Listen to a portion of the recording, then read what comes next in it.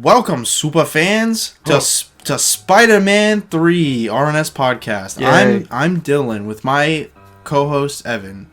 Yes. That's Evan, and I'm Dylan. Yes. Now, Evan, this is a controversial movie. It is. That's not untrue. I would say that's true. It's rather controversial. It's a much maligned film, Evan. I would say that. You could say as well. Those are all my SAT words that I know.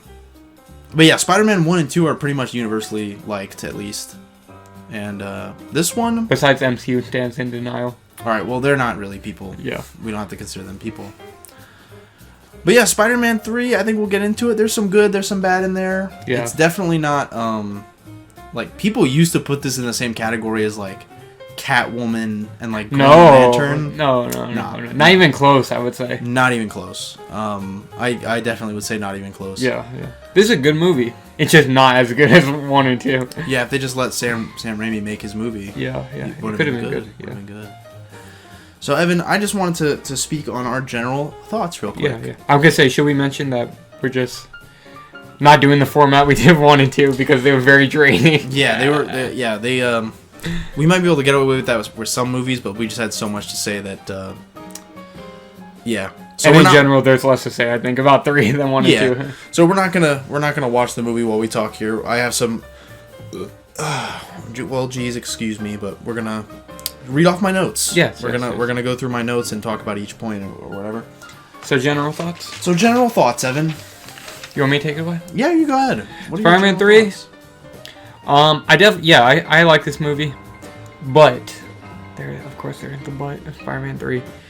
So last time I rewatched Spider-Man 3 was like around Christmas. Me and you watched it.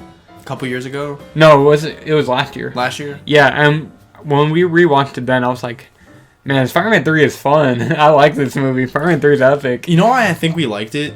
I think because like there are some like actually. We'll probably talk about this when we get to the action scenes, but the action scenes are awesome in this movie. Are, but also at that point, it had been a few years since I'd seen Spider-Man 3 again. You just hadn't seen it in a while. Yeah, I hadn't seen Spider-Man 3 in a while, since the last time I watched it with you. So I was like, oh damn, Spider-Man 3 is epic. I love this movie. Which I do, like, it's complicated, my relationship with Spider-Man. Well, we'll get into it. But yeah, I enjoy it. And then when I rewatched it last night, I was like, and we mentioned this earlier, me and you were talking about this, like, after watching 1 and 2, and then you watch 3, yeah, it's like easily the weakest. Yeah, it's not, and not even close, I would say. Not close. Yeah. And I was gonna say, too, I think I had the same experience where you haven't seen it in so long that it kind of feels new, like when we watched it last year. Because Spider-Man 3, I think I saw in theaters, and then I maybe watched it, like, one or two other times. Yeah, it's like, I kind of bought into the hype about, like, yeah, Spider-Man 3 is the one that's not good. So it's like, I never actively rewatched that one like I did with, like, 1 and 2, you know what I mean? And then, so it took me a while to see it again. I had seen it, like, before we watched it again last year, I had seen it maybe 3 times.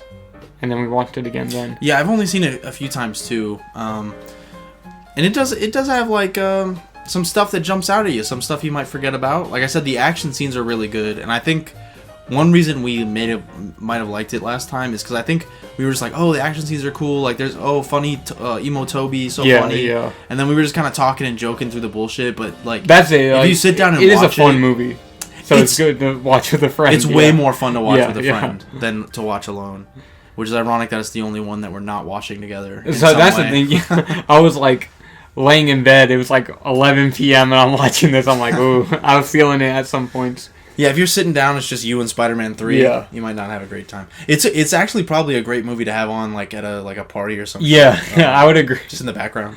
Because I think we were talking about this too. It's not the funniest one of the 3, but it might be the goofiest. Yeah, I easily would agree with that. There's a few times I actually laughed out loud when I rewatched this at one part, and it's actually a really like small part. I might as well mention it now. I might forget. It's not in my notes. When Emo Peter like goes back to the Daily Bugle. Yeah.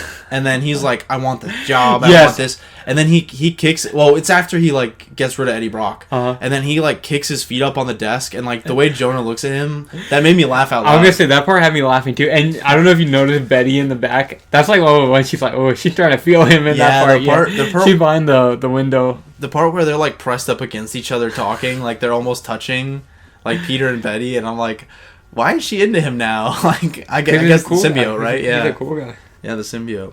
Well, Evan, I think that's good for general thoughts. And why don't we we'll save a score until the end. Yeah, we can save that. All right. But speaking of score, a different type of score, the film score. Evan, how do you think about the music? We also talked about this. We literally talked about this like the minute before we click record. In my personal opinion, I think it's like. So Danny Elfman didn't do the score for this one. For those of you who don't know, I forgot who the name of the person who did it on this one. Alan Tudyk. Is that it? No. Alan Tudyk. That's the fucking robot from Rogue One. I was thinking of Alan. Is it Alan Silvestri? Is that his name? Maybe. Yeah. The point is, it's not Danny Elfman. And when I was watching it last night, I was like, yeah, the score is like significantly not as good, but. The symbiote theme is fire.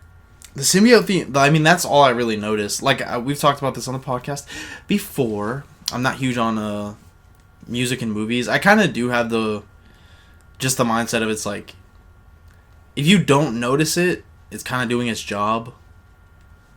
It's not to say that... I do and don't agree with it. Well, I think I can definitely see where you're coming from. I think there are people like you or Andy where you can... you kind of do seek it out, like you appreciate it more. Yeah. But for like a normie, like me in that sense, or like just general audiences, you don't want them to notice it really, unless it's like there's some times where people play it up and the scene is like you're supposed to notice it, where it can work. But for the most part, it's supposed to just like set the scene, set the mood. Yeah. And I think like it does that fine for me in this movie. And then the black suit theme, like you said, is fucking fire. It is. Can I tell you a cool Spotify story? Yeah. I was actually going to bring up Spotify just now because you were talking about movie scoring, but you go first. Yeah, the my Spider-Man, I have a playlist, workout playlist. I have a workout playlist, and the first song I put on there was the black suit Spider-Man theme. That's not, that's a good way. That's a good way to get it going. Yeah, that gets your blood flowing. It does. That gets your blood flowing. I want to beat the shit out of my ex-girlfriend with that music playing. He does end this movie, for those of you who don't know.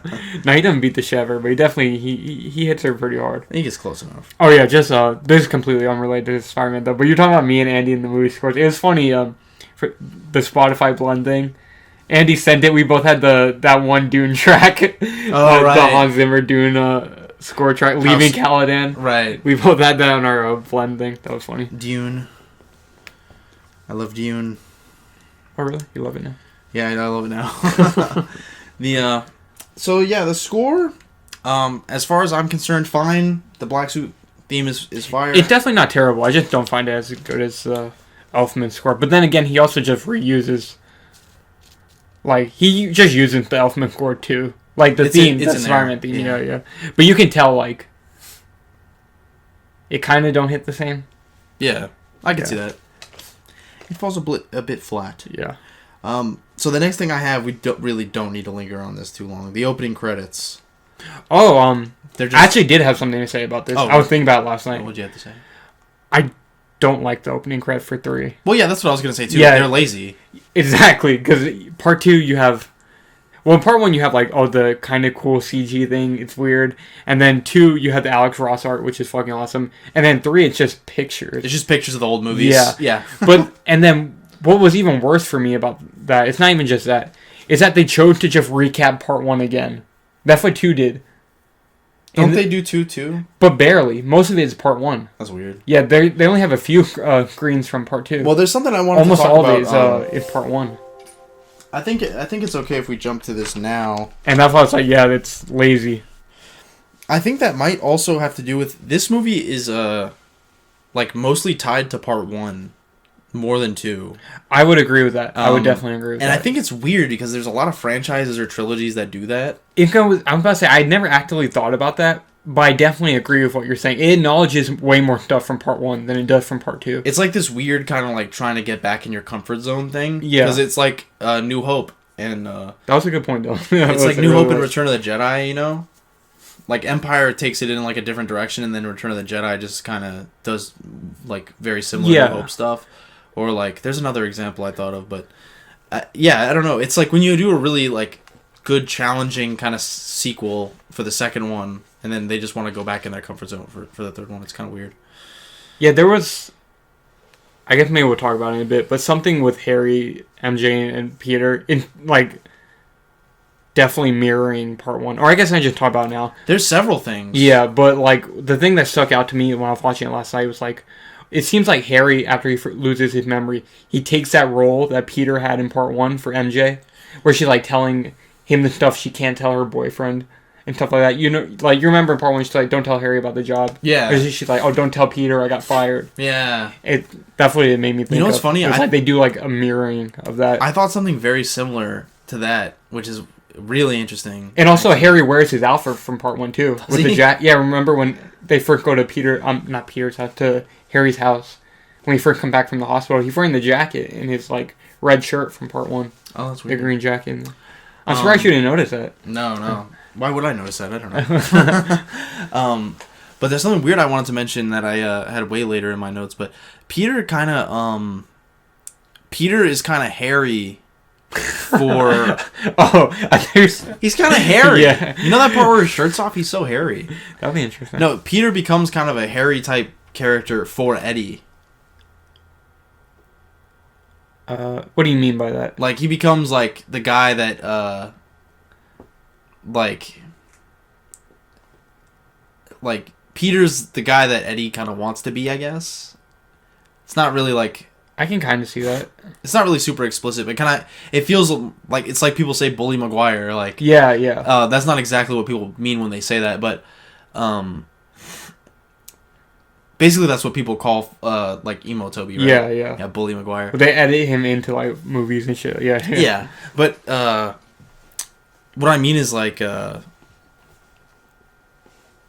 it's weird, because in Spider-Man 1, we kind of talk about how Harry's really kind of jealous of Peter. But I don't mean in that sense. I kind of mean in the sense of, like, when Harry takes MJ. And also, because Peter takes Gwen. And, and he notices, and also the thing with the job. So it's just interesting that he kind of, when Peter becomes evil, he kind of like reflects Harry in some ways, like Harry from part 1. Yeah, I think it's not even just him becoming evil. I think just in general, that dynamic with the three of them, it's definitely mirroring that, I think. Oh yeah, and then like apart from Eddie, just with MJ and Harry. Yeah, it kind of flips. Yeah, that's definitely a thing. Okay, what do we got next, Evan? Ivan Reitman. I don't remember why I wrote that down. You wrote down Ivan Reitman? Why did I write that down? That's interesting. I'm like, what do you have to say about Ivan Reitman? I actually don't remember. Who is that? The director of fucking Ghostbusters. He's in this or something. Ivan Reitman's not in this. Yes, he is. Well, not in it. He's like an executive producer or something. Really? Maybe I meant to research it. Was he on the credits? Yeah. Huh. I would not have written that down if I didn't see it in the credits. So yeah, Ivan Reitman. Something about Ivan Reitman. I don't remember what that. It probably said executive producer Ivan Reitman and Avi Arad, and I was gonna look it up or something. I don't know. Well, there you go. Nonsense. So I really like in the beginning of the movie, Evan. Oh yes, me too. I did want to talk about the beginning of the movie. How New York likes Spider-Man. Yeah, I like it too. Very cool, and I like the way they establish it too. I was gonna say, we were talking about how this more acknowledges one, I guess, or what we were talking about earlier, has more like a follow up to one, a lot of stuff in 3. But the very opening scene of Spider-Man 3, I think, is like acknowledging 2. Yeah, because it's like he's like, "Yep, the Spider-Man thing's going great. I'm making it to class." It's like, oh, he finally found the way to balance everything. Yeah, between movies, he's finding a balance. Yeah. Which was the thing in 2 is that he couldn't balance, and then it seems like at the beginning of 3, he finally found like that perfect balance. Because he's like, yeah, my girlfriend, I'm doing great in class, I'm doing the Spider-Man thing, so it's like, oh, he's like his life is actually good for once. Like he's being able to manage both of those, And that would seem like a very direct follow up to part 2. I think. I had a note about there's something. I like how in several different ways they established that New York likes Spider-Man now, and it doesn't feel cheap in that sense. I don't know, because something like that could feel really cheap, I guess. Yeah. And I forget what it is, but there's like a few different things that they come in, and it's like, oh, we love Spider-Man. They have like all the different papers, like besides the Daily Bugle, actually saying like, oh yeah, Spider-Man, this, that. Yeah, like there's an editorial like piece that says like, why does New York like Spider-Man? Yeah. some shit like that, and it says like, welcome to New York, Spider-Man lives here. Or some shit. Yeah, and he's on the. Actually, unlike 1 and 2, well, 1 obviously they couldn't do it, but 2 doesn't do that either. This one opens up with the swinging scene. I guess I'll just skip to the end, but there's a weird reversal in this one also, where part 3 opens up with him swinging, and then ends with a very calm Peter Parker moment, unlike 1 and 2, which open with Peter Parker, and end with the swing. That seemed purposeful to me, but I don't know. Maybe it was just Perhaps it does seem purposeful. You think so? Like, I'm serious. Do you think that was on purpose? Yeah. It's a reversal there. I feel like that's done a lot in these movies. Yeah. Like reversals and shit like that. Yeah. I feel like it's it's poetry, it rhymes, you know what I'm saying? Yeah. You usually don't have the happy, at least in 1 and 2, you don't have that happy swinging Peter Parker until the very end of the movie. Yeah. And this one opens up like super gleefully. Unlike 1 and 2, which both open up depressing. Well, I was gonna say too. I just wanted to say real quick before we move on from that. But that is a thing though, because eventually that goes to his head. But I apologize if we'll talk about that. I really like when he's like excited and he wants the kids to watch it again. That is funny. I like that. It doesn't make any sense because it's like, where the fuck are these kids going? They don't have autonomy, Peter. Like, why are you gonna make them stay? They're going to school. I know, that's what I'm saying. They don't have autonomy. Yeah. They can't just stay there to watch a news clip again. But I always like that. It was funny. I like how the kids are like, nah. It's like, nah, we saw it. But I always like just how excited he is that he's like actually liked now. Yeah. But I did want to mention, it's clearly, like we were just mentioning the reversal thing, it's clearly the first, like, I want to say maybe 20 minutes of this movie is like the opposite of 3 or 2. Yeah. His life is great. In Spider-Man 2, it's an onslaught of like his life is terrible. In this, it's the opposite. And I wanted to mention too that it kind of makes sense that it ends with, I think pretty much the movie stops, like Peter Parker's good times stop pretty much after Harry loses memory. Yeah. And it's just kind of funny to me that like, or just when Harry fucking attacks him. Well, when Harry attacks him, but like when Harry loses his memory, Peter's like you said, we were talking about this, you were laughing about it, like he's so fucking happy that Harry lost his memory because now he can, like, that was like the one thing hanging over his head. And I think that was kind of like, I didn't think about that. That's like the only one loose end he still had. Yeah, that Harry. I feel like that's what the movie was kind of like saying. I didn't think about it was like, all right, you're like, you have it too good right now. Yeah. Like, because that was like the best thing that could ever happen to him. Yeah, to have Harry fucking bump his head into like, a giant pipe. Outside of this, your life is perfect, and then suddenly it's like double perfect. I don't know. It just feels very deliberate, and I like that choice in a way, but I also hate Harry losing his memory. Well, why? Why do you hate it? It just I don't know if I have any strong thoughts about it either way. I just think that all that time is wasted. There's a lot of time devoted to Harry and MJ that I don't think should be in the movie. I don't think that should even be in the movie. There should be a lot more time, I think, to develop Sandman. Well, yeah, that, of course, that is. It wouldn't be bad. That's the thing about this movie. It's just, there should be no symbiote and there should be no Venom. That's true. That's just the thing. I mean, the symbiote is kind of used for that reversal purpose. How, like, Peter starts growing ego. I think the symbiote's supposed to be like reflective of that. Yeah, it's like a tangible like reason. Yeah, exactly. It's kind of like because he's already becoming big in ego, so they're like, oh, let me give him the thing that's, like you said, it's a tangible way to represent the ego he's been growing because his life ain't going great. Yeah, exactly. And I actually do like the black suit stuff. I like almost all of it. the scene where he first gets the black suit was actually cool as fuck. And you know, when he's like looking in the building and you start doing the fucking flips and stuff. So what were you gonna? That actually looked really cool. What were you gonna mention about the animated series? Something about the score? Was that? Oh, I was gonna say I guess I should have mentioned this earlier. At the end when Sandman, they like try to recreate a song from Spider-Man and His Amazing Friends or whatever. Oh, Spider-Man. Yeah, that one. Yeah. Well, there's the scene you're talking about is actually like kind of lifted from the animated series. Not the black suit Spider-Man. But the reveal of Black Suit Spider-Man in this movie, where he kind of wakes up hanging upside down, and he sees his reflection in the building. That's almost like pretty much completely lifted from the animated series. Oh, really? It's kind of cool. Yeah. That scene is really dope, though. I actually do like that. Avi Arad said, "You make the cartoon. Yeah, you make the cartoon in real life." Dude, we haven't talked about Avi Arad. I think. You want to talk about him? Well, for those of you who don't know, so Sam was, at this point, Sam is like a god. Because he was like, he did Spider-Man 1 and 2. They're both massive successes. And then, okay, so Sam, you made 2 movies. Well, there's that one huge character, Sam.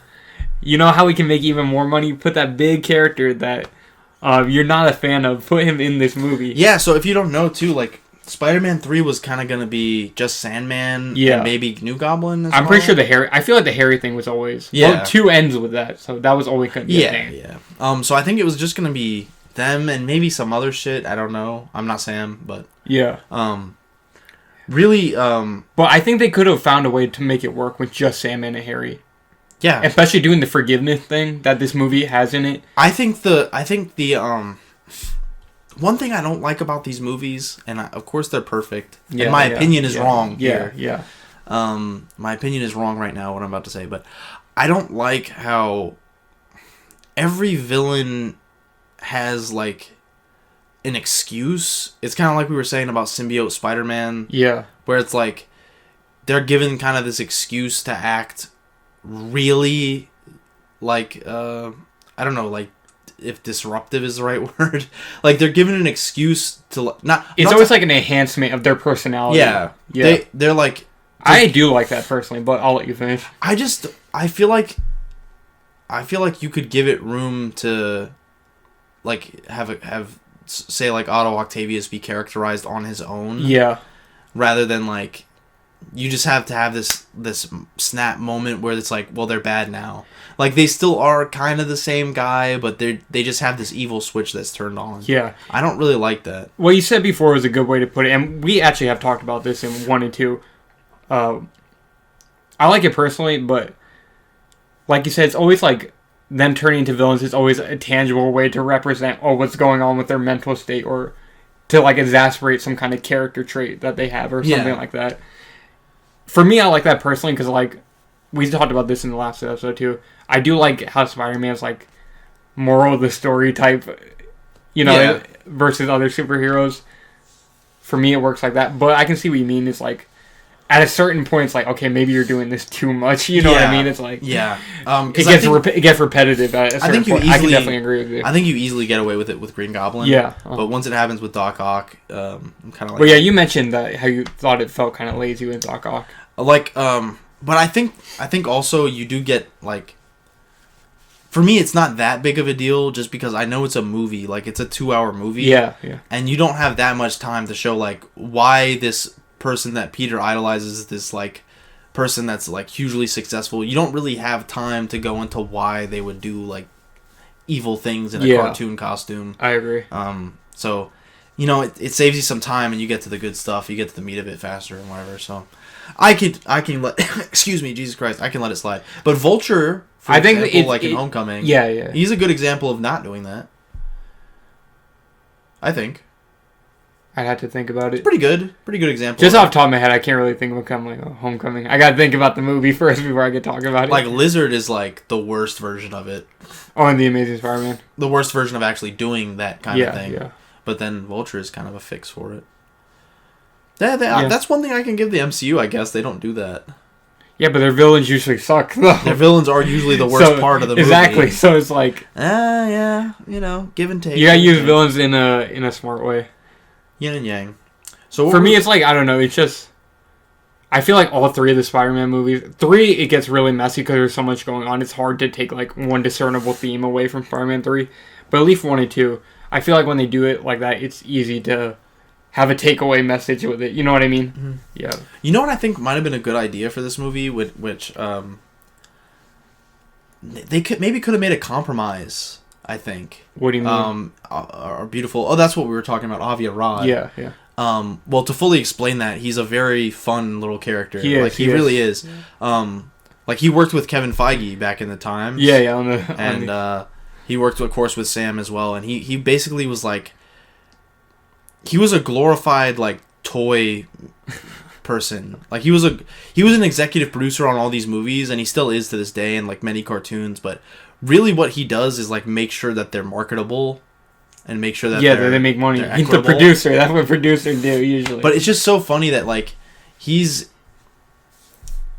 so hands-on though in terms of like toys and stuff. He's very hands-on, and with the movie itself as well. Yeah, he definitely. He's more hands-on than most you'll hear about, and I kind of like him, even though he's done some terrible things. I mean, he himself had become a meme at this point. Fucking Avi Arad. Like, if you know about the Raimi memes, if you're invested in that at all, there's a good chance you know about Avi Arad. Yeah. If you're deep enough into it, you know who he is. But one thing I do like him, kind of. I agree with you. I don't think he deserves all the hate he gets. You know what's funny? But he did do some fuck shit with this movie, though. I wanted to mention real quick. Even though our Spider-Man 2 episode was fucking 5 hours long. Yeah. It was close to 5 hours, just so you guys know. It was actually, Evan cut out like 20 minutes too.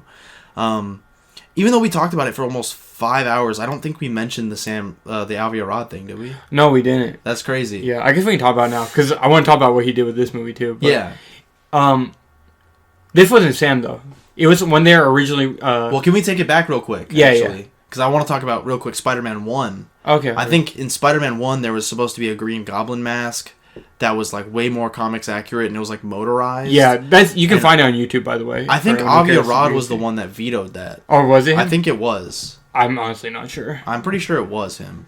And then in Spider-Man 2, if you want to take this. Oh, yeah. So, originally when the writers... No, there was a writer. I don't think he got cut from the movie, I'm pretty sure. Oh. So, yeah. I don't know 100% the full story of it right now.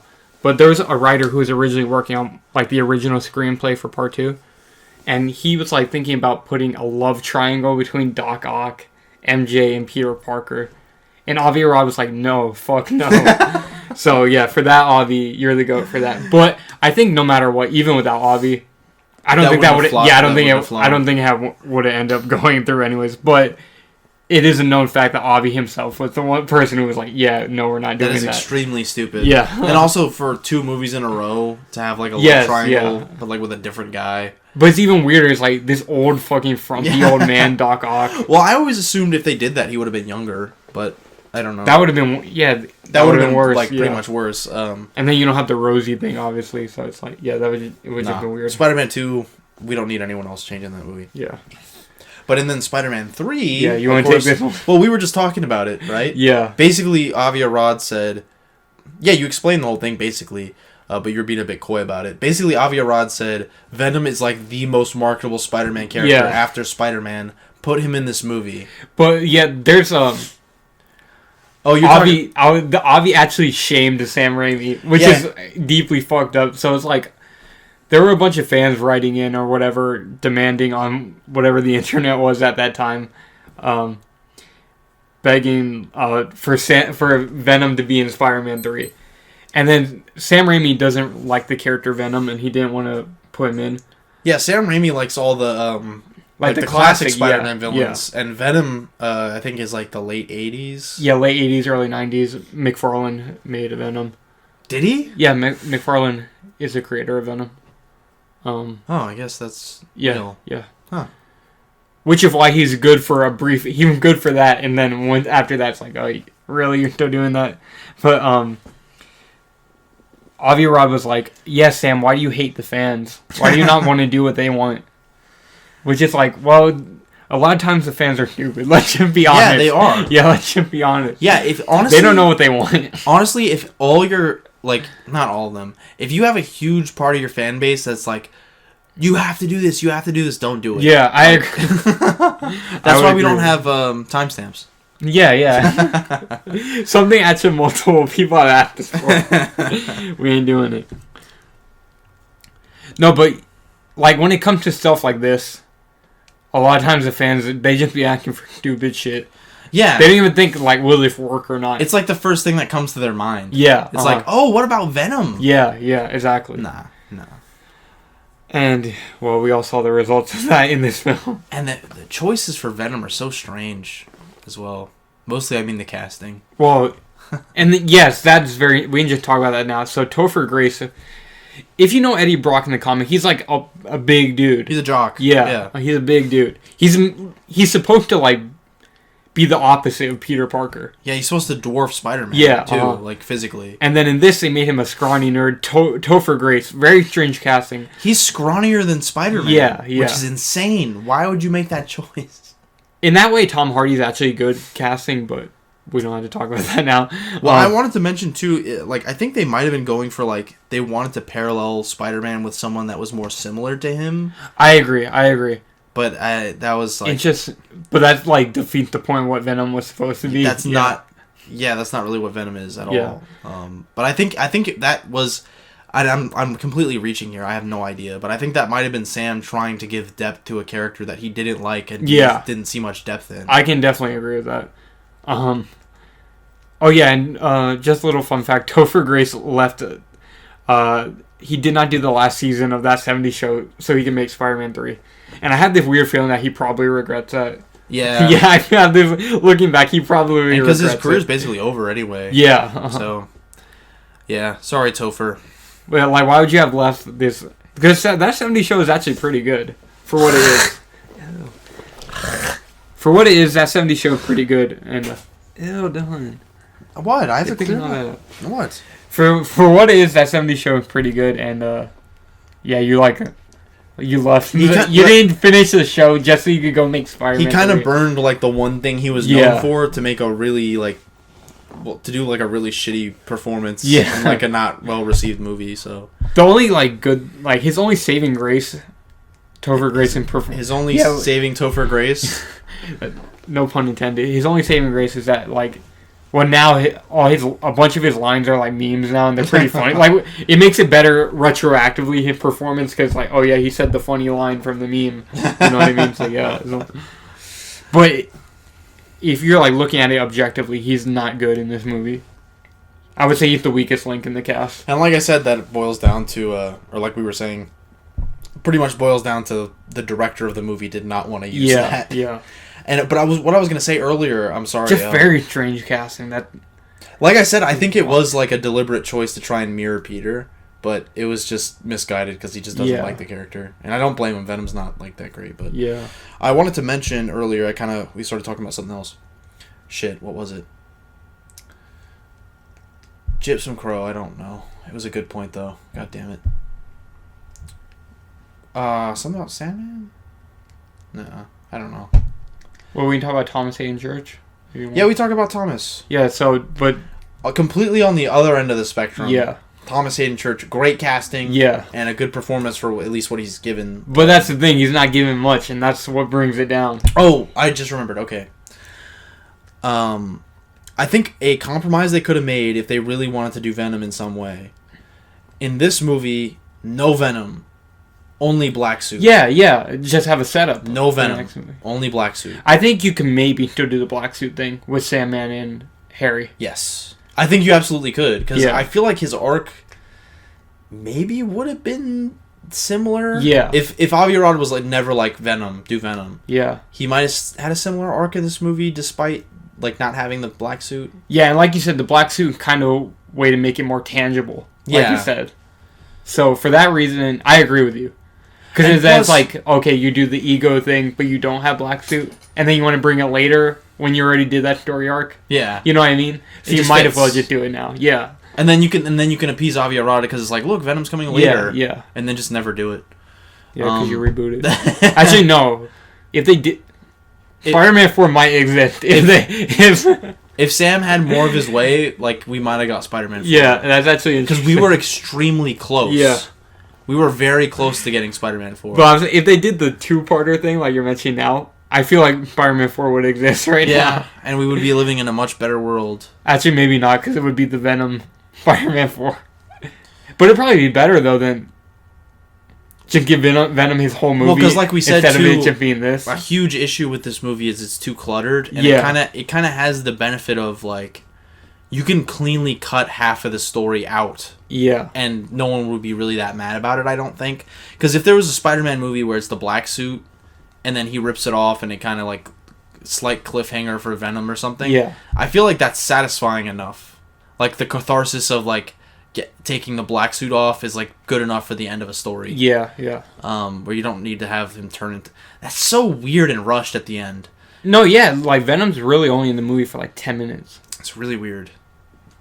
And it's crazy to me, too, that, like, not much... That felt like some mandate shit where it's like, yeah, you need to have Venom in this for at least 10 minutes. Yeah. So he's like, okay, put him at the very end. God, it's such a weird little movie. Yeah. All right, well, what else do we got? Oh, yeah, I'm going to say, but since we start talking about it, do you want to talk about Thomas Hayden Church? Yeah, let's talk about Sandman. So, Thomas Hayden Church, good performance, like we said, pretty good casting for Sam. Well, I would say it's really good casting. I think Sandman. it's he looks like him. I think it's as good, and you can kind of tell that that's where, like, the movie wanted to be. Yeah, because you can, like, I think definitely. Yeah. I think he's as good casting as Willem and Alfred. Yeah, I would agree. But the thing is, he had nothing to work with. You deserved more, Hayden. You deserved more. And that's the sad thing. I don't know why I said his middle name. Well, his friends call him Hayden, so, you know. Yeah. And we're friends of you. Like us. We're supporting you. Like us, for example. Yeah, he really does not have many scenes in this movie. And then, like, 3 of them are action scenes, so you don't really have much to do as an actor. The only thing he really gets to, like, act in is his, like, intro scene at, like, not Sandman's origin, but, like, the Flint Marko intro scene. Yeah. Do you want to talk about that scene really quick? I do like that one. Basically, when does that happen? It's, like, after... It's early in the movie. Yeah, it's pretty early. It's, like, actually very early in the movie. It just feels so... It feels so weird, because Sandman is kind of... It's kind of, like, heavy on Sandman in the first act, and then it gets heavy on Venom, obviously, in the third act. And they have a bit of Harry throughout. And then Harry's kind of in it, all of it. Yeah. I don't know. But one thing I hate... I'm sorry, we'll get back to Sandman in a second. I really hate how... Like, I think Harry's losing his memory just drops the movie, like, dead. Like, the flow of the movie, it just ruins the flow of the movie, I feel like. Yeah, I can see... Like you said, the only reason it's really there is, like you said, for that one, like... give him everything. You know what I mean? For it to all just collapse. I think it's there for that, and then they also don't have to, like... It's like, well, Harry's kind of on autopilot now. He's just regular Harry now. Like, you know what I mean? Like, we don't have to have him, like... Because... I agree it's stupid because he just ends up remembering. Yeah. Like it's nothing. You know what I mean? It doesn't... Nothing, yeah, but... Anyway, sorry. I think the only reason it's really there is it gives you, like, a sense of drama with... Oh, maybe Mary Jane will get back with him. I think you should have just had... maybe have Sandman kind of be a through line for the whole movie, and then Harry is, like, building up to the Goblin up until, like, the midpoint. That might be better. Or something like that. But, of course, you have to mix Venom in there so all of it gets fucked up. But if there were no Venom. Yeah, if there were no Venom, I think you could have done that. Because just, like, the way that Harry just, like... He's pretty much, like... He climaxes into hating Spider-Man. Yeah. In the beginning of the movie. Yeah, yeah. And then they just, like, blue balls you. Where Spider-Man just immediately knocks him out. And he's his friend again. And it starts from 1. Like, it starts from, you know... But that is a really cool fight scene, though. No, I like all the fight scenes. Yeah. But that fight scene in particular... It's good as fuck. I actually love, I love seeing superheroes use their powers, like, in civilian clothes. And I actually really like... I think I have some notes about this. I like when he grabs the ring. I actually do like that a lot. It's cool. You know what's funny? I noticed, this dude is cheesing hard as fuck. And it's like the scene in Spider-Man 2. Oh, before Harry grabs him when he's on his motorbike. Yeah, he's just... Spider-Man... whenever he has time to clear his head and just kind of, you know, think and just clear his head, he's you know, he's pretty zen. Yeah. But he has very little time for that type of thing. So when he's driving around, he just becomes he smiles. Yeah, he becomes happy. He becomes lightheaded. becomes lightheaded.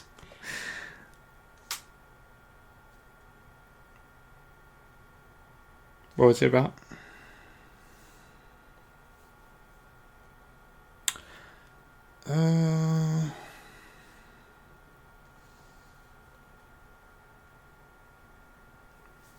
Oh no, I was just gonna mention I like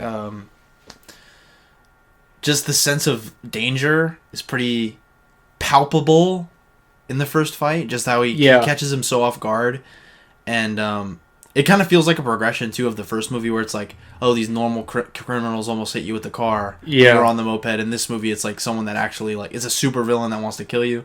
And it's kind of cool. And also like, we've never seen him in a Spider-Man fight using his powers like in a civilian outfit, so it feels like more like way caught off guard. Yeah, I agree. Because the only time he didn't have his suit under him either. No, he didn't. Because you see he cuts open his shirt, Harry. He didn't have the suit under. Completely caught off guard. Yeah, which is also an interesting thing. It's like, oh, he wasn't prepared at all there. Well, no, that he wasn't prepared at all, but also like he's not completely Spider-Man anymore. Yeah, he's separated himself like a little bit to where like. I think in 2 he probably had it under him like 24/7. Exactly. Yeah. That's kind of interesting. Yeah. There's always a little something in there. There's always, if you're watching, there's something in there. I agree. I actually feel like that's deliberate, maybe. No, I would definitely agree. And it was also, right when he went to go see Aunt May. Yeah. So he wasn't thinking about the Spider-Man thing at all. Yeah, he's like, right now is like, I'm Peter Parker. Yeah. That's interesting. That's good. That's good. Some good character development for you right there. Well, guess what, guys? Sam Raimi's a good director. Who would have fucking guessed? What do we got here? Yeah, the first fight is great, and also, the ring. Yeah, that's cool. The whole aspect of the ring in the movie I really like, and I like when Aunt May, of course, like returns it to him at the end of the movie. Yeah. But just that part where, I think you mentioned it real quick, where he's about to grab it. Yeah. And then they keep scrambling in the midair. Harry and Peter, they're going at it. Evan, and then he's able to still clutch it at the end. That part reminded me of 2 in the bank. When Spider-Man and Doc Ock are like falling, punching each other in the air, it reminded me a bit of that. The MCU saw that and said, Yeah. I like that. I guess it's a good time to mention Harry's costume is terrible. It sucks. Yeah, easily the worst like costume in the whole like franchise. Yeah, and maybe probably the worst Spider-Man villain in live action. I think I agree. I don't know. Dane DeHaan, Green Goblin is better. Really? Yes. I like Harry as a villain, kind of. I'm just saying purely the costume. Oh, purely costume. I don't know. Purely the costume. Dane DeHaan is really bad, in my opinion. I had to think about it. It's funny that those are both Harry Goblin. Yeah, Harry Goblin. The Harry Goblin. Well, they're both. At least at the very least, we could probably agree they're both tied for last. Yeah, definitely. Because at least like the lizard's green. All the TASM designs are horrible. Electro and... Isn't there one I like? No, I guess there's not. Rhino, Electro... I'm thinking of Spider-Man. I'm thinking of the main character, Spider-Man. Yeah, his is good. I'm talking about the villains, though. And Harry, his glider... Dane DeHaan's glider is definitely better. Yeah. Harry's is a fucking snowboard. It's literally a snowboard. I don't know what they were thinking. Me either. And because it's also like Harry... Maybe they were like, oh, we blew the budget on Sandman and Venom. We have to give him, like, a snowboard. I don't even know. In this case, it's like... I love you, Sam, but, like... I don't know if I can blame Avi Arad for this one. I'm serious. I'm like... What were you thinking? It's strange, too, because Sandman and Venom look pretty good. Like, despite Venom's size, he looks pretty good. Because I don't think...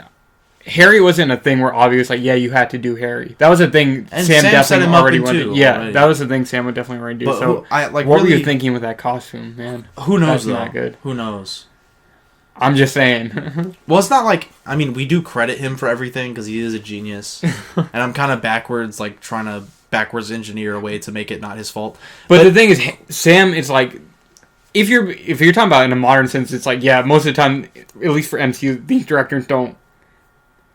They're not choosing the costumes. No, not at all. Yeah, like John Watts or something. But Sam Raimi, back then, he was extremely hands-on with all these movies. You know what I mean? Yeah. I'm almost certain he had a say with all the costumes. I mean, he was working on the puppetry for Doc Ock's arm, so it's pretty safe to say he had a big hand in the costumes. So but I just that's feel just like, I don't know, what were you thinking, man? I just think because it's so subdued, there has to be a reason for that. I'm not even gonna try to defend this one. I'm not. You know what? I'm not even trying to defend it.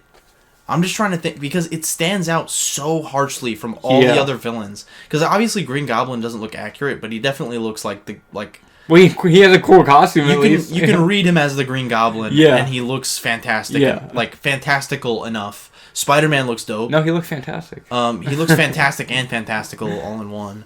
Spider-Man looks dope. Doc Ock looked great. Sandman. Yeah, Sandman. Doc Ock. Sandman's pretty easy to get right. You give him the shirt and the pants. Yeah, and then make his like little crumbly CGI. Yeah. Oh, the Sandman CGI looked really good. Yeah, it does. Yeah. But I feel like since it just stands out so starkly, I just wonder what the reason was.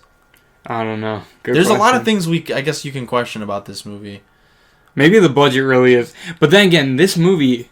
That's what I'm thinking. Like this movie had a huge budget. This is a known thing. Spider-Man 3, it has an even bigger budget than some superhero movies do now. Was it like $300 million? Yeah, it was $300 million. Really? Yes, $300 million. That's really heavy. And I think the reason because like there is so much CGI, but they also did a lot of practical shit too. For those of you that don't know, too, $200 million is usually like the standard for these MCU movies. $200 million is about, at this point, it's about the standard for like MCU movies or like giant blockbusters in general. Yeah. But also just in the sense of to make your money back on that, you need to basically triple your budget. Yeah, well, Spider-Man 3 made a shit ton of money. It did. And then the merchandise on top of it. It probably did good enough.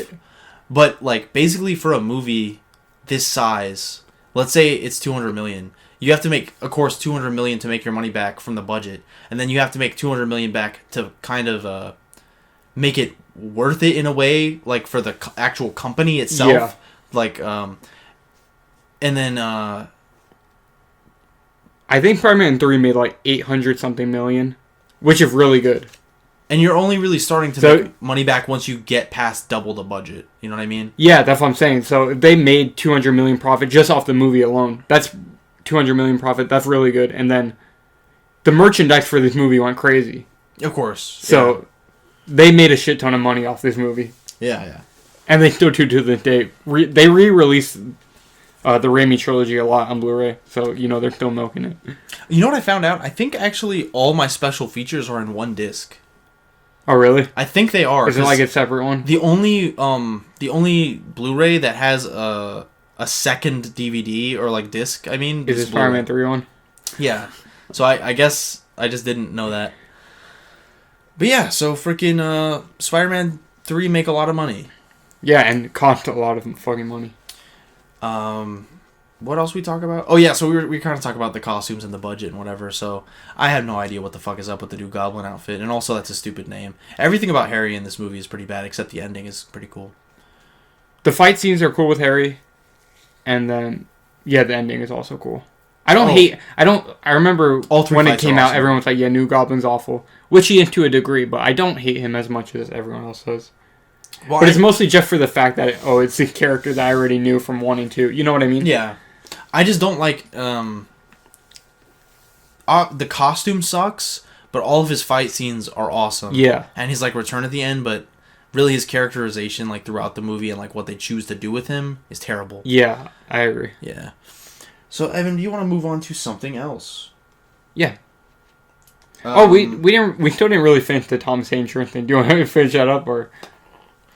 Well, my notes kind of go in order. Okay. So, we'll get back to him in just a moment. Because I do want to talk about him. Well, you know what I do have here? I'm starting to talk about the notes.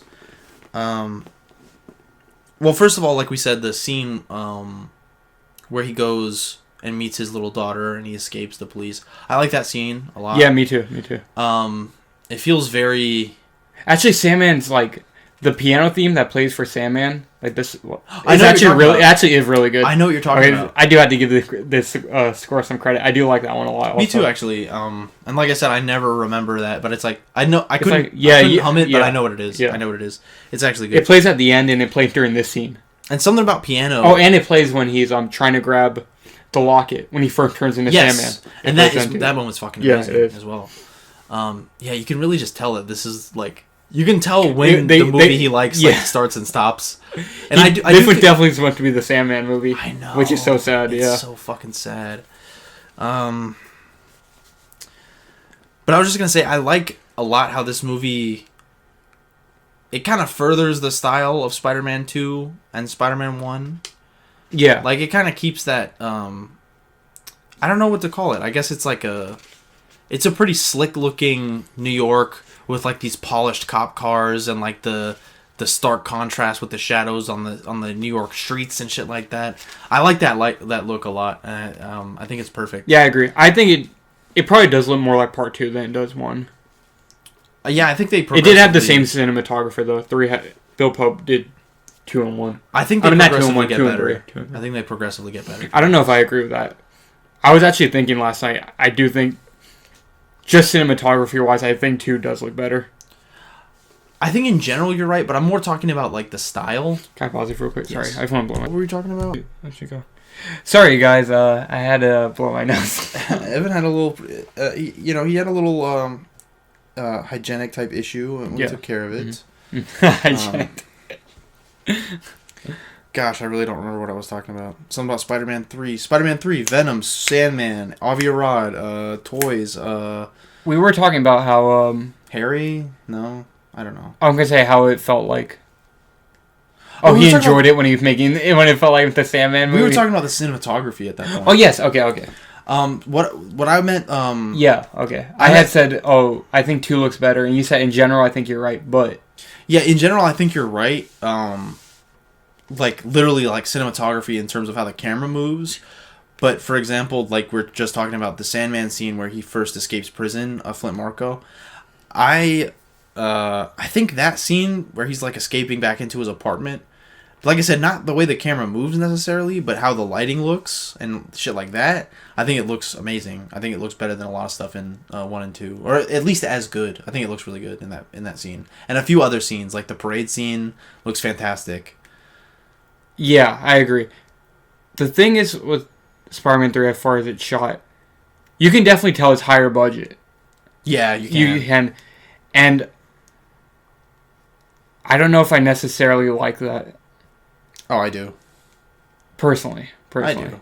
But this is kind of like not as far as the action goes or anything like that. Like obviously higher budget for costumes, all that. That's great. But just in terms of just camera work, I like it. Work and kind of scope and everything. Yeah, exactly. Yeah. I think part 2 had like the perfect balance. It still feels like grounded enough. Yes, Whereas 3, it's like it might be a bit overly pretty for me. I think you're gonna get that. Not even in terms of how the shot looks, but just like too glossy. Yeah, you know what I mean. Yeah. I'm sure you know exactly what I mean. Yeah. I can see what you're saying. It's not necessarily a bad thing. It's just your preference. Personal preference. Yeah. I feel you. What was Dilly going to mention next? I forget. What the fuck was I going to say? Oh, it reminds me, this was kind of an era for, like, movie CGI where we were getting kind of big jumps constantly. Yes, And I think you can see that very clearly in the Raimi trilogy. Like, there's not a huge jump between 2 and 3, but it's pretty significant. And 1 and 2, definitely. 1 and 2 is giant. Yeah. But it kind of reminds me of, like, Spider-Man 1 was like PS1. Yeah. Which is, I think the consoles might actually line up in some ways, but, like, Spider-Man 1 was like PS1, Spider-Man 2 was like PS2, and then this was like well, really the jump between 2 and 3 is kind of like the jump between PS3 and PS4. Like, it's significant, but a lot less noticeable. It's funny though, Spider-Man 3, actually, the original PS3, Spider-Man 3 came with it, like a Blu-ray of Spider-Man 3. I got mine on the Wii. There you go. Oh, you mean the movie? Yeah, I mean like the movie. It came with a copy of the movie, yeah. Oh, yeah, I guess was Spider-Man, or not Spider-Man. It was around the time when Spider-Man 3 got released on, like, home release. It was right around the time Blu-ray was first starting. Was PlayStation 3 the first one that started using, like, the Sam Raimi Spider-Man font? I think so, yeah. Was that the only one or the first one? It might be the only one. I like that. Yeah, I always thought that was very bizarre. I remember I was like, yeah, they're using the Raimi font on there. It's very bizarre. Almost makes me want to go pick up a PS3. Yeah, but it was it got rebranded later, but that was like the original PlayStation 3 logo. Right. Eventually, it got rebranded to like a more symbol one where it just said PS3. Yeah, fuck that. Yeah. Fuck that. Raimi font. You do Raimi font. You do Raimi font. Yeah. Let's start writing letters to Sony. PS5 Raimi font. PS5 Raimi font. Okay, Evan. What's our next little topic? So we talked about Flint Marko. He run in. He kisses his little daughter on the brain. He really doesn't do that, but he fights with his wife. Yeah. I always thought when he's like cutting the bread, I was like, oh yeah, he's so manly. That's a real man. Was he cutting it? He was just ripping it with his hand. Oh, he was ripping it. Yeah. Right. Yeah, he was ripping it. But yeah, that scene is great. I like the line, "I'm not a bad person, just have bad luck." Yeah, he's so true. Oh, cool. So true. Yeah. He's a down on his luck criminal, you know? Would this be a good time to talk about the Uncle Ben thing? So we're on the topic of Flint Marko. What did he... Oh! They changed Uncle Ben's death. Okay. We can get that out of the way. We can talk about it now. My biggest issues with this movie is Harry's memory loss. It's not even Venom. Harry's memory loss and doing that. Making Flint Marko the real... Flint Marko Sandman was the real Uncle Ben killer. Yeah. Completely by accident. Which we find out towards the end of the movie. He's not like he says, he's not a bad person necessarily. He does some bad shit though, for sure. Once he's Sandman, well, yeah. but who wouldn't? Well, who wouldn't? Oh, who wouldn't? Well, he is doing it just to get money for his daughter. Evan, he doesn't have any selfish reasons necessarily for doing the bad shit he's doing. It's still selfish, but it is selfish. But I mean, like, he's not like, oh, I want to rule the world. Yeah, you know what I mean. Yeah, exactly. That's what I mean. He's not on a power trip. Can I ask you a question? Yeah. Just to break it up a little bit. Mm-hmm. Just to break it up. Yeah. If you got Sandman's powers, would you A, fuck a girl with sand tentacles? B, we can't leave that. Fill someone's entrails with sand? Or C, would you just be carried away by the wind? That was pretty cool at the end when he does that. He just rides off in the wind. It actually looks cool as fuck when he just turns out the... It reminds me of like a Force Ghost or something. Kind of, yeah. It's cool. And I like that he can just travel passively in the wind. Yeah. Sandman has like a pretty unique superpower. It's pretty unique. He's OP. I like him. He is OP. That's one thing, we say this all the time. We talked about this. But I remember we talked about this in like, I want to say like 7th grade or... How Sandman is fucking OP. No, because like, I think you said this way back in the day. You were like, the reason Spider-Man like forgives him and lets him go is because he could never beat him. He can't, then dude is immortal. And because one thing I like about that scene where the first black suit Spider-Man like Sandman fight, I guess it's the only one, right? Yeah, but that scene dope as fuck. That scene's amazing. But one thing I like about that scene is like, the only reason Spider-Man slows him down is he gets him wet. Yeah. And then it's kind of cool that, like, of course you think, like, oh, just, like, fly away with your little sand wind power. Yeah. Or, like, just slink away somehow. But he can't because he's wet. Because he turns into, like, mud. Heavy. Yeah. Yeah, he's too heavy or something. And he can't absorb more sand. I like that. That's... but cool. They don't... Because they're not going to do the giant vacuum thing. For those of you who don't know, the first issue that Sandman was in, how Spider-Man defeats him is by vacuuming him. This is not a joke. It's crazy that he's like... They're not going to do that. It's crazy that he was treated like that kitschy, but he really is like the most powerful Spider-Man villain. Because when I was a kid, like when Sandman would come up in a video game or like... or even I would see him in a comic or a cartoon, I'd be like, Jesus Christ, like... Just thinking about this person in real life, like it's scary. Not real life, but thinking about someone realistically trying to stop him, is like stressful. It's just like a stressful character to have around. Which I think maybe that's why Sam Raimi likes him a little bit. You know, I would agree. He's kind of like. He was a good character to use for the forgiveness thing. For that reason, well, you can't kill him at the end. So, use him for the theme. There is one note I have at the end. Should I save it? It's pretty good. Should I save it or should we talk about it now? Like I said, this episode's a bit all over, so just, if you're feeling it now... Well, you know what? Screw it. Let's just keep it all over the place. Fuck your timestamps. Hey, yo, fuck your timestamps. You're gonna need to listen to every inch of this podcast. So... I think Spider-Man, it would have brought everything full circle if Spider-Man had the opportunity to kill him, and he didn't. I agree. Yeah. I agree. That would have made the ending, I think, feel a lot Yes, better. I agree. I was actually thinking about this last night. Sandman, he just gives up when Venom dies. No, I'm serious. I know. Like, nothing happens to make him, like, actively change his mind or anything. It really He is just, like... Venom dies and he's just like, well, yeah. He's like, well, I did this to save my daughter. Which he really didn't. It's like, yeah. He kind of wanted... He wanted to like, get Spider-Man out of the way. Yeah, he wanted, like, a slight... Well, oh, yeah, that's so sloppy. The scene where, That is bad. I agree. Venom and Sandman what you said is a much better rewrite, I think. Of what?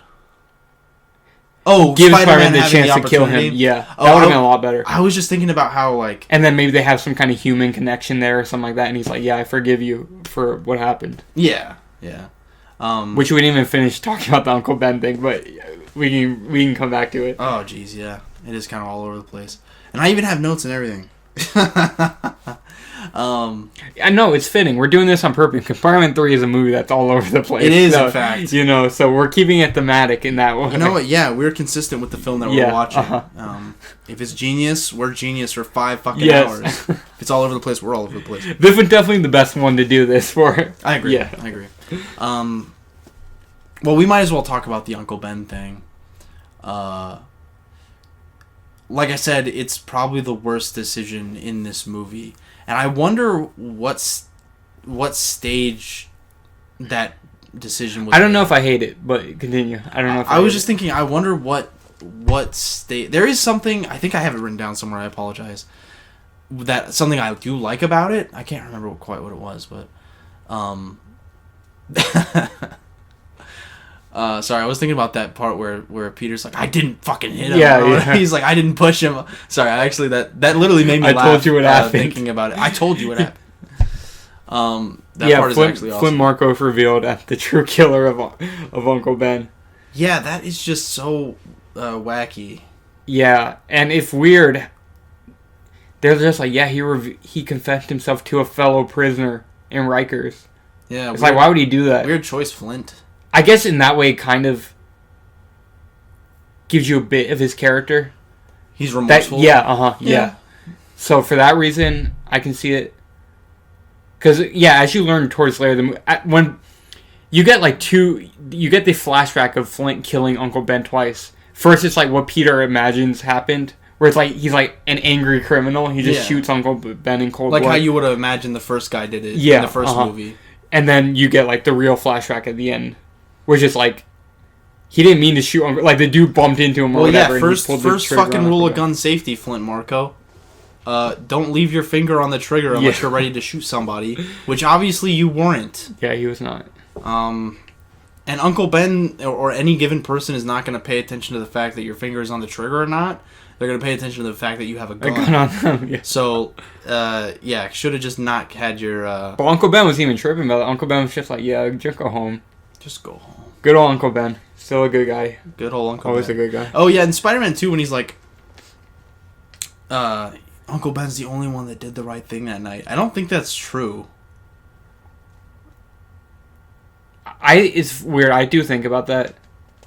Well, I mean, of course, like, he's the one that's sad, where he's like, you know, that thing befell my uncle, I don't, like, you know, whatever. What he says in 2, though, was that Uncle Ben was, like, the only one who said... No, I don't want to give up the car. Which isn't even what happened, if we see in this. In this, he was just like, just go home. Which, I mean, it's kind of a way of saying it, but... He wasn't necessarily being like, no, you can't take my car. I feel like he would have let him. Yeah. But he's just saying, you don't have to do this, basically. Yeah.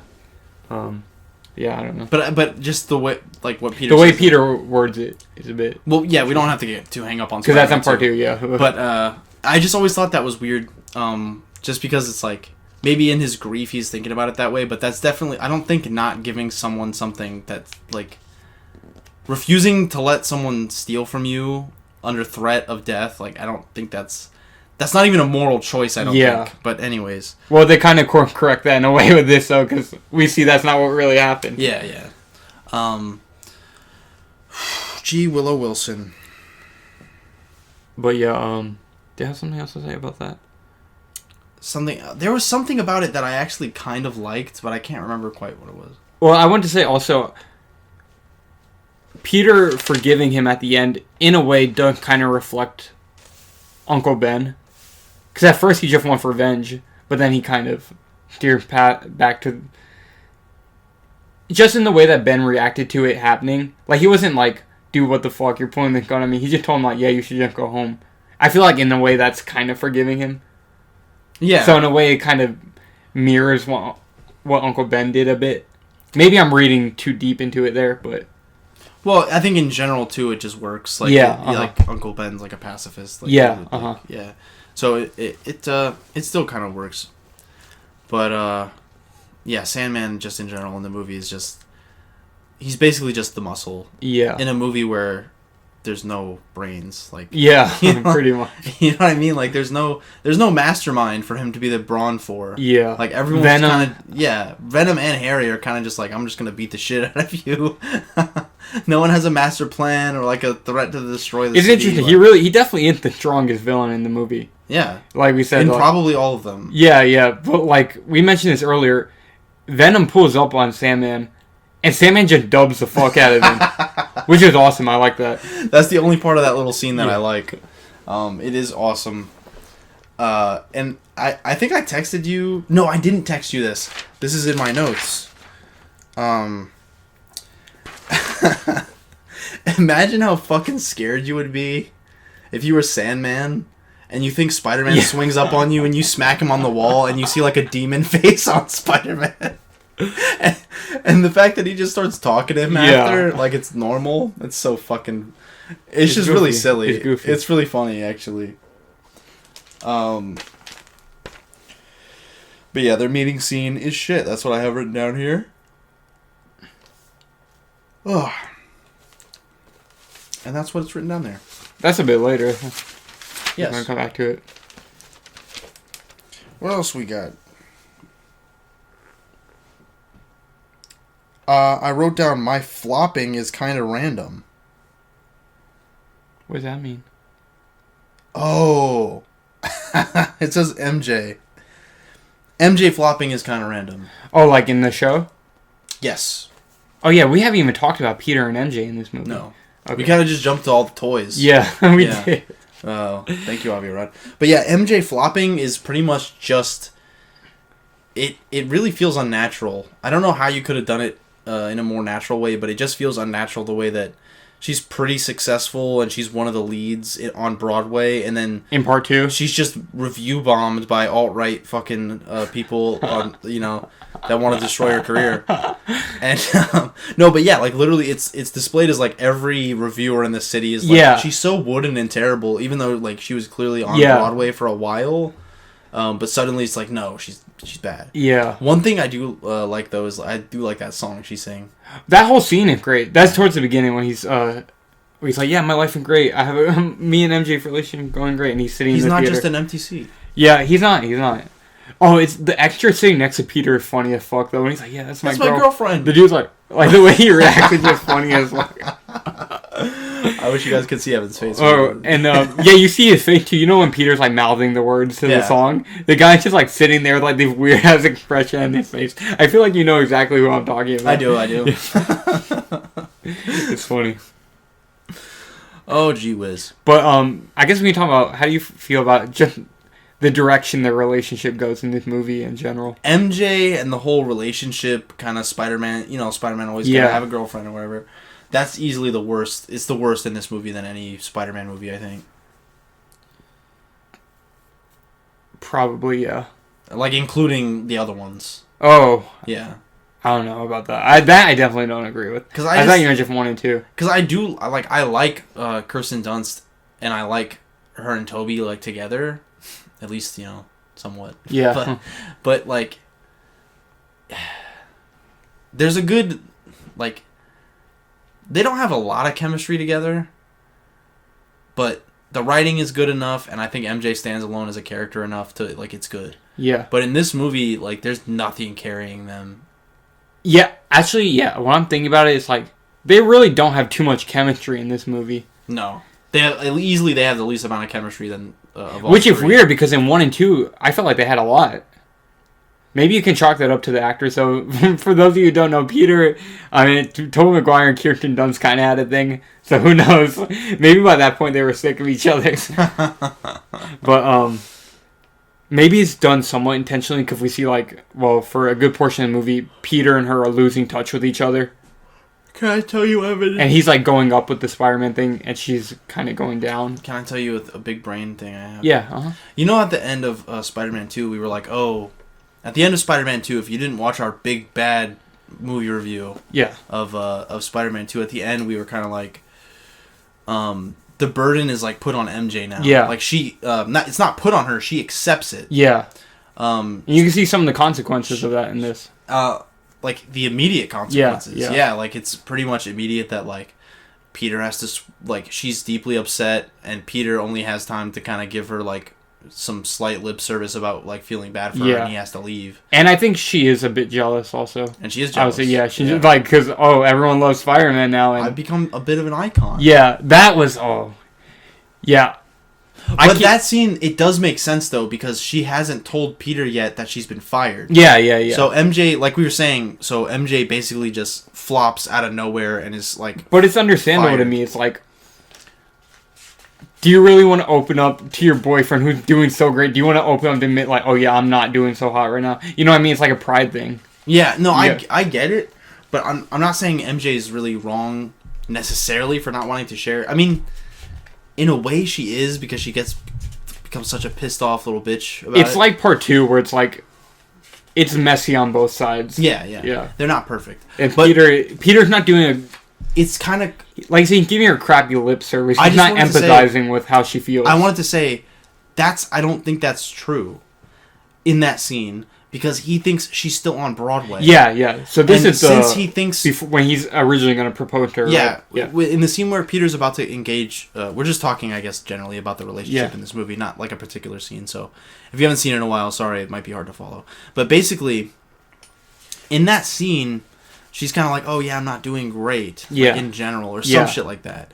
And she's coy with it. Peter starts talking about and it's jarring because you understand where MJ's coming from, and then Peter's well, I know how hard fame can be. Yeah. And because obviously he still thinks the issue is some people, excuse me. Mm-hmm. Peter still thinks the issue is some people don't like her. Yeah. He thinks it's just that one critic. Remember, she reads the original review to him, and he keeps talking about, it's that one critic who doesn't like you. Oh, yeah.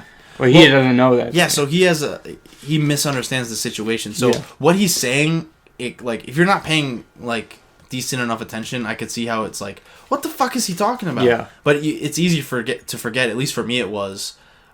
He doesn't even know. But you had to kind of put that on him also, he works for a newspaper, so you're saying you don't know about anything that's going on. Well, not even... Okay, maybe the reviews is one thing, but it's not he wouldn't know that she's fired. And that's on her. The way Peter tries to, touch base with her in part 3, it does not feel like 1 and 2, where it feels very, personal. Yes, and empathetic. It feels one-dimensional, I guess, in 3. And you can really tell he has, that ego on him. Yeah. Which... Of course, yeah, that's a thing in this entire movie. Yeah, that's part of the point. Yeah. So, it doesn't feel... It feels like a douchebag giving you advice, you know what I mean? You can understand it. Like I say, there's some wrong on both sides. Because, MJ, she's not even really, at a certain point, not even attempting to open up with him. But it's a pride thing also, like we mentioned. Yeah, I think even though it's not very good... I give Sam Raimi a lot of credit, or I guess, I don't know who the fuck wrote it, but I'm just going to credit Samuel Raimi. Because if he didn't come up with that idea, he probably influenced the idea that would come from that writer. Well, I think that was a joke. Oh, I'm going to say that's another... He was, very hands-on with the writers and the script, so I'm sure, wherever the idea came from, and I think it might be him, because, it's very consistent in all 3 of these movies, where the personal relationships are really cleverly written. Yes, I agree. There's, they always feel human, which I love that. They always feel human, and they always feel 3-dimensional, because even we just said, there's kind of some... I keep saying dimensional, so I don't want to repeat that again. I don't know, I was thinking about it. Basically, there's always several reasons for why they're interacting in such a way. Yeah, even if like in Spider-Man 3 it doesn't come off perfect and it's not like it doesn't read as well, but like you were saying, like MJ clearly has a pride thing in that situation. Peter's misreading it, and like there's this whole thing going on. Like it feels very dynamic. Yeah, I agree. So even though it's a bad movie and their relationship isn't great in this. Oh, it's a bad movie, Dylan. Ooh. It is. It is. I wouldn't say that. It's a bad movie. Maybe it's just I have fun with it. That's it. No, I'm not saying that. I'm not saying it's a bad movie. I'm just saying it's a bad movie. Well, you know what I mean. I still think it's better than both the MCU Spider-Man movies. Well, I don't. And the Amazing Spider-Man movies. I think it's better than both of them. I pretty much agree with you. I'll say this. If I could only watch 3 Spider-Man movies ever again, it would be these 3. I say it's bad, but there's obviously some good shit in there. Yeah. And I think the good shit that's in there is worth watching. It makes the movie worth watching.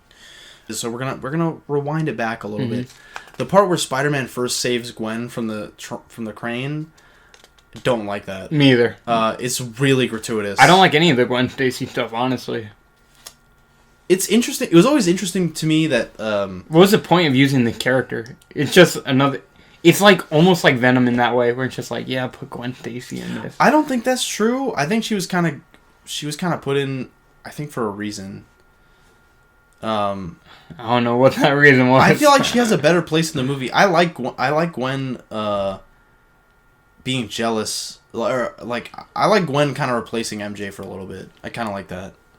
But one thing I wanted to mention that I've actually noticed, I noticed this a while ago. And she never has like a proper like, she has no proper closure in the movie. Her last scene is like she get angry. Isn't her last scene when like he punches? Yes, that's her last scene. Yeah, she does. She's not a very dynamic character in the movie. Yeah, so but one thing I wanted to mention another is, point like, against Spider-Man 3. It's really interesting that like MJ is like a more homely kind of girl next door type character in the movies. Yeah, But in the comics, she's a supermodel. Yeah. Whereas they did the opposite. It's like the opposite. Gwen Stacy is now the supermodel, and in the comics, she's kind of like the homely, like nerdy girl. Yeah, that's interesting. It's weird. Don't know what the point was. I don't know if there was a point. Exactly why I'm like that. Stupid. You could have just made it a new character. Did not have to be Gwen Stacy.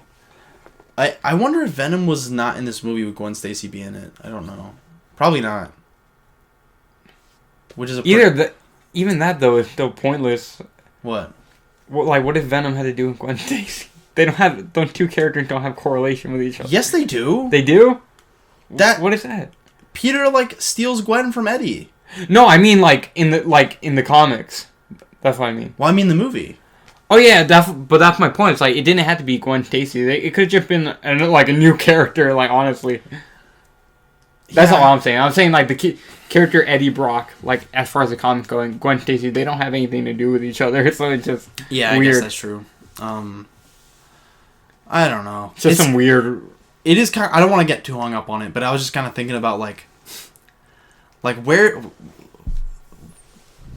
are like the bearing loads in this movie? You know what I mean? Like or what do they call it? Say that again. Where are like the weight bearing, like the load bearing pillars or whatever, columns? I don't know what you mean by that.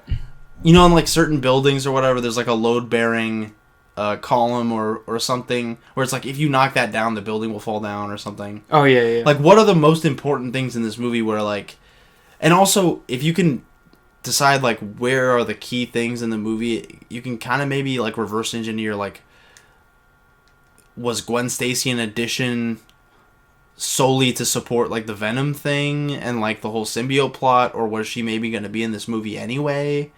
I don't know. It's kind of interesting. You know what I mean? Yeah, you're right. In a movie without Venom, where would Gwen Stacy fit into this? Yeah, like I don't know if she would. You're right. Yeah, because it's meant to. Part of her thing's just to make Eddie even more jealous of Peter. Yeah, and also like kind of the MJ, like the weird MJ like rebound thing. Yeah.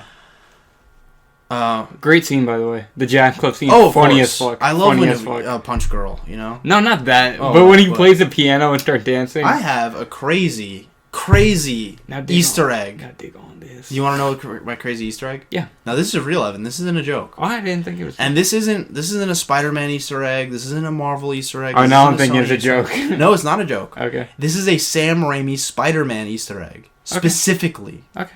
Because guess what? In Spider-Man 2, guess who has a side hustle of teaching kids to play piano? And then guess who knows how to play piano in Spider-Man 3? That's Peter Parker. Yeah. Damn. Did you ever notice that?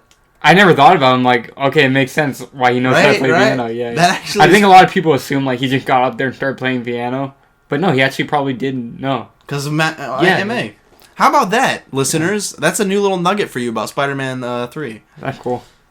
I don't know. I'm probably not the first person to notice that, but I did notice it like on my own. Yeah. So I was proud of that. It's fun. So one thing I did want to mention about this movie is the Daily Bugle. I still like, but it's like way more slapsticky. Yes. It's not as funny at all. Like I said, and also it's so strange. Like, I'll just say this now because it seems like a good time to bring it up. But even that, based on everything we've been saying up to this point, and that it's like Spider-Man 3 kind of feels like a shell of what 1 and 2 is. In what ways? Like, it's like it became like a caricature of itself. I don't even know if this makes sense. It's like you're riding that high of what you did of 1 and 2, like so great, and then it's like all of what you think you need for a good Sam Raimi Spider-Man movie is there, but it's just lacking the substance. Yeah, I agree. Like what you said about the Daily Bugle, just like it made me think that. I'm like, yeah, like it's there, the comedy is there, but it's like, is it like done very intelligently? Not really. Yeah, exactly. Like the Daily Bugle scenes in Spider-Man 1 and 2, it just kind of feels like you happen to be in this fucking wacky, what do they call it? Bulletin room? Or, I don't know. Bullpen? Yeah, that's what they call it. It just feels like you happen to be in this wacky, zany workplace, but in Spider-Man 3, it feels very much like fucking like The Office or something. Yeah, I don't know. They're just like goofy side characters. Where I feel like, even though they're side characters in the other one, they actually do a lot to service Peter, the story. Like, you know, listen. I'm not just saying that. Listen to our fucking 1 and 2 analysis. Yeah, facts.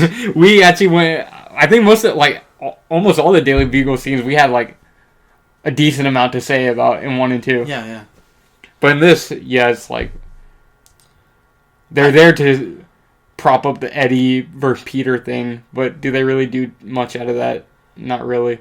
And I remember, outside of that, I mean, I can't remember what they're doing, but I did write it down. And I remember I didn't like the comedy in there was just. There was a scene that made me laugh. I can't lie. Maybe you think it's stupid. What was it? Betty pressing the button with Jonah. Oh, I thought that was funny. I did think that was funny, but that's actually what I was thinking of. Oh, you didn't like it? I'm not that I don't like it, but it's a lot more slapsticky. Yes, definitely. Like that's and it goes on a bit too long towards the end. It does. I agree. When she keeps pressing it. Yeah, I think you could have ended it once he starts like fake talking calm. Yeah, you could end it after that. It was funny though when he's first about to get pissed off and she presses it. And he's like, "Remember?" He's like, "You tell my wife." And she presses it again or whatever. He's like, "Okay." That is funny. But like I said, though, that specifically is like way more overt comedy than anything in the first two movies. Yeah. And it's like there's not much to read out of them, like you said. Like, you know how you had that funny scene where Jonah kind of admits how he really feels about Spider-Man in 2? And then he gets angry again, but like you said, like, oh, you read it as Jonah being happy. Yeah. I feel like in this, there's not much to read out of those scenes. Nothing. Yeah, I can't really... Because it's funny. That's about all. I went on for like a long time probably about Jonah in both 1 and 2 reviews. There's nothing to say in this one. Yeah, there isn't. Other than, of course, J.K. Simmons is a savant. Yeah, he's funny. And that... Again, it's like... That's a dang shame. I'm kind of bringing this back around with the budget thing we were talking about earlier. It's like, yeah, they raised... They're like part 3, but yeah. What am I saying? Bring everything up, you know. Make everything like to the top, but then something was lost in translation along the way. Like the heart and the brain were both lost. And you know how they kind of say this too is like some people, not some people, like what am I trying to say? That's what I mean when it feels like a shell. It's like losing. It's there, but it's missing. There was no. Sometimes when there's no limitation in terms of budget, it becomes aimless. Exactly. Yeah. And you can feel that with it going in a million directions. Yeah. You definitely can. Yeah. It starts to spread everywhere. Yeah. It's like overfeeding a plant or some shit like that, you know. And yeah, you can definitely. Something was lost. Yeah. That was in 1 and 2 that it's not in part 3. And plus, it's like they have this like insane budget that let you do a lot, but that at the same time, this is probably the most restricted Sam Raimi was in terms of like creative freedom. Yeah. So it's like that's a terrible combination. Yeah. I definitely agree. Yeah. Anywho, what do we got here, buddy? I do like, so we were talking about MJ and Peter. One thing I wrote down that I liked is Peter saying, "Go get him, Tiger," back to her. Yeah. In like kind of her lowest moment. I really like that. That shot of Peter standing in front of the window is seen a lot. What? From part 3. What do you mean? When he comes out and he's standing in front of the window. I had to show you the picture. It's seen a lot. Yeah, that picture from it's right there when he says that and he gets into a costume. This shot. You see it all the time. Oh, yeah. Yeah. It's from that scene right there. Oh, yeah. Oh, God. It's from right there, yeah. Maybe I'll have to put my face on that. Yeah. See this picture. Yeah, you see it all the time. Yeah, whenever someone's like, could Sam Raimi's Spider-Man possibly be like the best one? And it's always that picture. Yeah. Like, could Tobey Maguire be returning possibly? I don't know. Yeah. It's always like news sites. I literally typed in, Tobey Maguire Spider-Man, and then it's there.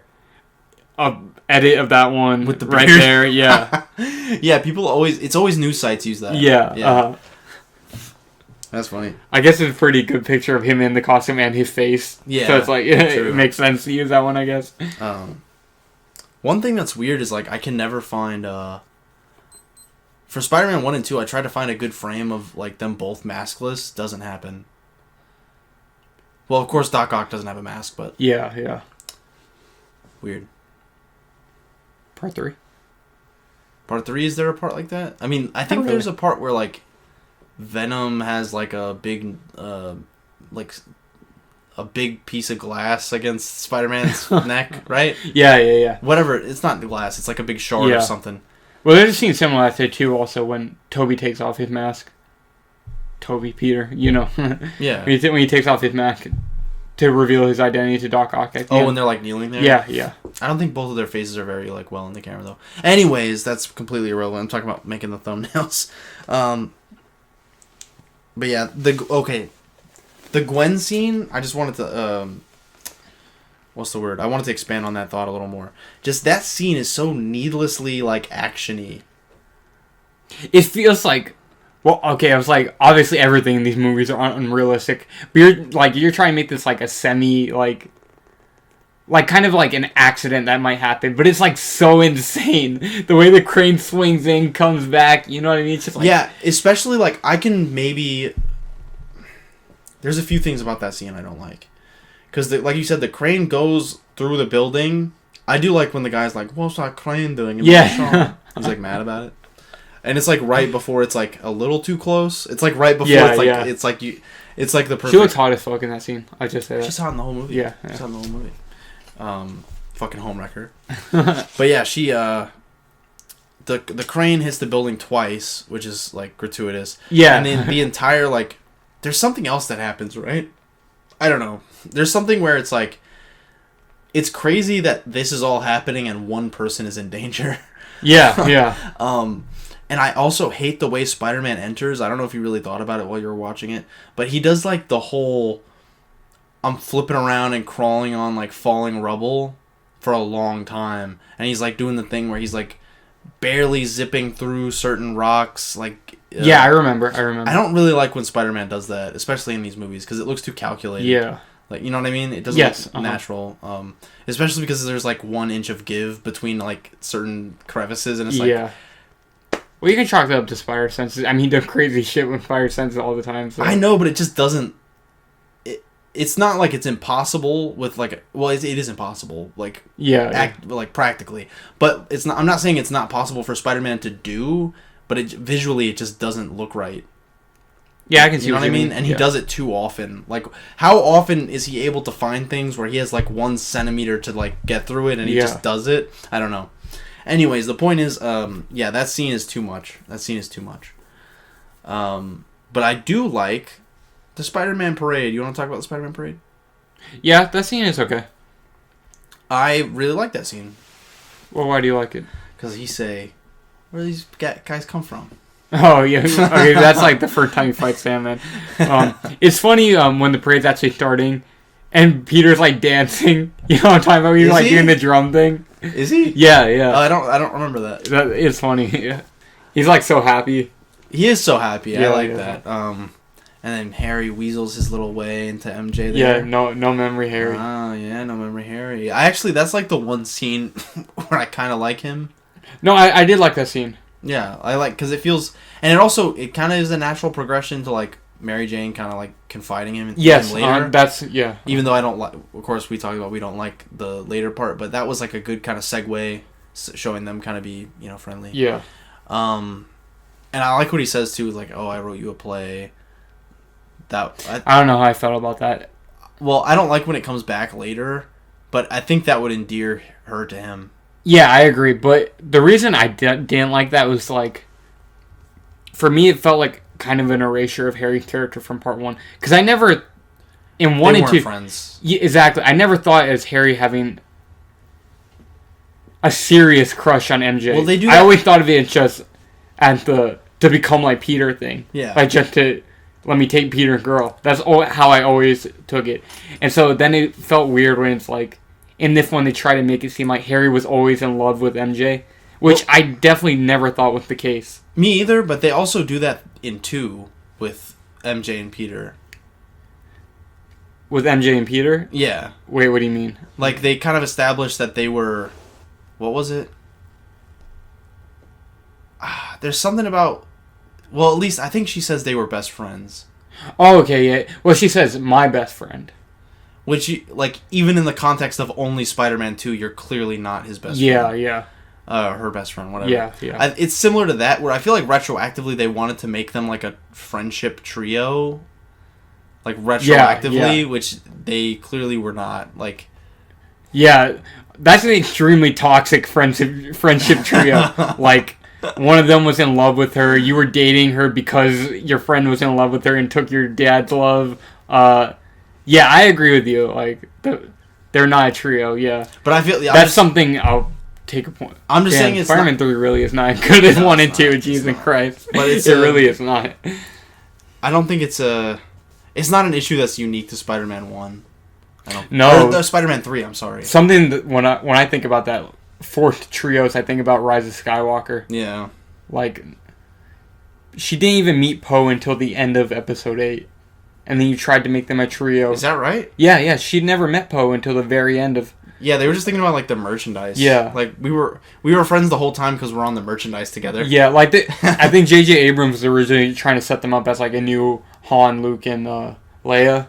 And then, like... They shit the bed. And Ryan, he did a thing, and it's like, okay, we'll try and make them a trio again by Episode 9. And then it came out really forced and fake. Yeah. That's what it made me think of, yeah. But yeah. It reminds me of the Spider-Man animated series. Like, have we even mentioned this yet? No, I don't think so. Yeah, the Spider-Man. There was an animated series that tied into this franchise. Like, it was. Oh no, we haven't talked. That's about what I'm talking about. Fun fact: me and Dylan marathoned Spider-Man, the new animated series, in one day. In one day, so MTV made a like. It's not any. I don't think there's any creative crossover. But it is a tie-in to the Raimi movies. Yeah, it is, like, technically, like, Raimi Spider-Man. Yeah, I bought the DVD solely for that purpose, and then Dylan came over and we watched it all in one day. You know what? It was fun, but like I told you, I did not retain almost any of it. There's, like, a weird, like, Asian couple. There's, like, an incestuous kind of, like, Asian. Oh, yeah, the brother and sister, yeah. Were they Asian? They're the villains. I can't remember. They're, like, ninjas, right? I can't remember. I think they are. And they're, like, I remember them being, like, the last villain with Kraven. And I remember the Rocket Racer episode was, like, episode 1. That's all I remember. Everything else is a blur. I remember Electro. There were 2 episodes of him, and he was, like, the bullied college student. And they made him Blue Electro. Oh, I kind of remember that. Yeah, that was oh, you know what's funny? I'm wearing the shirt he wears. Who wears? Peter. Oh, yeah. Peter wears this shirt. Yeah, in Spider-Man the animated series, he does. He wears a shirt that's I haven't worn this shirt in probably like a few years. I dug it out of my closet. That's funny as fuck. And I just happened to be wearing it today. It's like a black T-shirt with like an underneath. It's like gray sleeves. That's funny. I didn't even think about that. But the reason you bring up that series though? The reason I bring up that series is because in that show, kind of a focal point of the show is like that trio. That's true. They did give it some character work there, I suppose. Yeah, I didn't think about that. They kind of make the central like group is like Peter, Harry, and MJ. Yeah, so it takes place for those of you who don't know. It takes place after part 1 and before part 2, after part 1. Yeah. So between those 2 movies, and I guess that would be the time to have it like MJ, Harry, and Peter are doing their thing in college together. Yeah, I guess that makes sense. But it only lasted 1 season. It got canceled, and as far as we know, it's not actually canon. I don't think anything is canon. It's not outside of the 3 movies. And also, the very end of it, they tried to do the Spider-Man No More thing, and then they did that in Spider-Man 2. Yeah, so it makes no sense. It doesn't work. Plus, it's just not very good. It's just the only. It wasn't terrible, but the only reason I would only recommend watching it if you're a Raimi fan. Honestly, I wouldn't even recommend it if you're a Raimi fan. I'd recommend it if you're like a huge Spider-Man fan in general, maybe. I liked it. I didn't hate it. If you think about like this isn't the only extra Raimi content we have. Yeah, for that reason, it's fun to watch. If you're starving. Yeah. I think at that time I was. Yeah, but of course, No Way Home. But we have No Way Home coming. Some new Raimi content. That'll scratch that itch a lot better than fucking Neil. Neil Patrick Harris voices him in it. Yeah, definitely. Oh, gee whiz. But yeah, we can stop talking about that great show now, and we can move on to Spider-Man 3.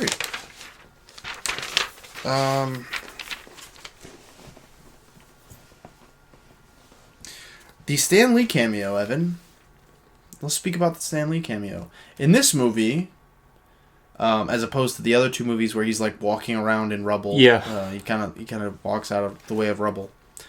In this movie, he walk up to Peter and what does he say, Evan?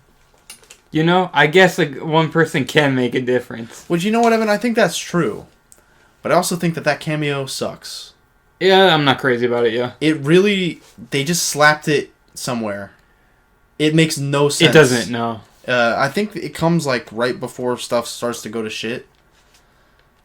It doesn't make any sense to me where they place it. Yeah, I agree. Even though, but just because it's like... Maybe just to boost his ego a little bit more, maybe. I don't know. Yeah, because as a kid, I always remember thinking oh, he needed to hear that. But he didn't. No, I know. Yeah. It was like a retroactive thing in my head. That's why I think for a while when I was a kid, I was like, that was in Spider-Man 2, right? Yeah, I see exactly what you mean. But no, it's in Spider-Man 3. And it makes no sense. It makes no sense where they put it. Yeah. But just because it's I like the way he says it, and I kind of like that little moment. It's my favorite one, and also it's the only one where he does anything in the Raimi trilogy, so. No, 1 is still my favorite because he's oh. That face he makes. Oh. 2 probably the weakest one because he just pulls that lady out of the way in part 2. At least he gets to say watch out. Does he say watch out? I think, yeah, because it goes from him kind of just pulling it. Wait, does he say watch out in 1 or 2? I think it's 2. It would have to be 2. In 1, he definitely does not say anything. Oh, okay. Yeah. Yeah, because it goes from him not saying anything to him saying something to him actually talking to Spider-Man. Yeah, so he's the Watcher. Ooh. Yeah. Oh. I think honestly the TASM cameo indicates he's the Watcher more than anything. In part 1? Yeah. Were you the janitor? Yes. Oh, maybe. I just think there's no way that old fucking man does not die unless he's the Watcher. And he's fourth wall breaking for the audience. That's a funny thing. That moment is very distracting. Well, now we know that technically TASM and Raimi are in the MCU. And All right, we don't Stanley was already established as a watcher in a post-credit scene, so yeah, you're not wrong, Dylan. We don't gotta talk about that. No, he's not a watcher. He's an informant for a watcher. Okay, well, yeah, close enough. Which they don't need because they're omniscient, but that's fine. Yeah, that is really stupid. They're like, let's make this funny little man do manual labor for us. Yeah. And that's just if for their own entertainment, yeah, that was awful. Let's make him walk around between two big green people fighting. God,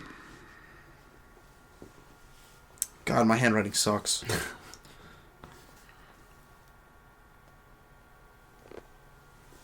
Okay, that's a good point, but we already talked about it.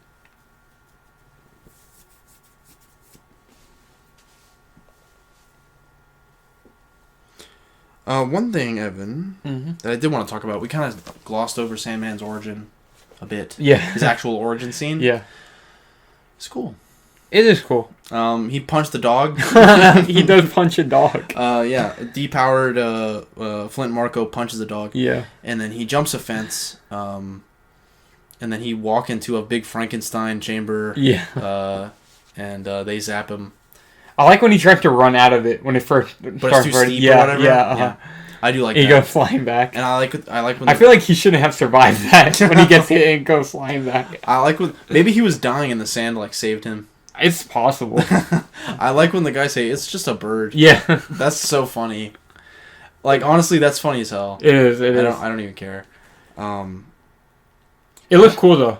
So you know how I was talking about like lamp shading? Yeah. That's lamp shading. You know what I mean? Yeah. It's like one of these super smart scientists noticed there's some bullshit going on, and he's like, it's probably just a bird. But yeah, his transformation into Sandman. It's interesting where they place this. I think in the movie because right after, because we were talking about Harry losing his memory is like the best possible thing that could happen to Spider-Man, and then immediately after, Spider-Man's like only enemy becomes his friend again. The Universe, Evan, and Karma, they create a new villain. Yeah. And then right after, well, really, I think how it's placed is, Harry gets crazy, insane brain damage by falling down. Yeah, he hits his head hard as fuck on that damn pipe. That's so funny. But yeah, so after Harry's concussed and they take him to the hospital, then it cuts to Sandman's origin.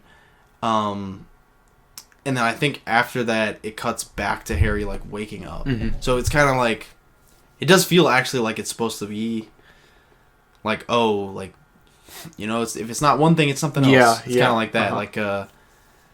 It's like plugging up holes in a ship that's sinking. It's gonna spring out the leak's gonna spring out somewhere else. I like that. And we mentioned it a bit earlier when he actually wakes up, I guess, as Sandman.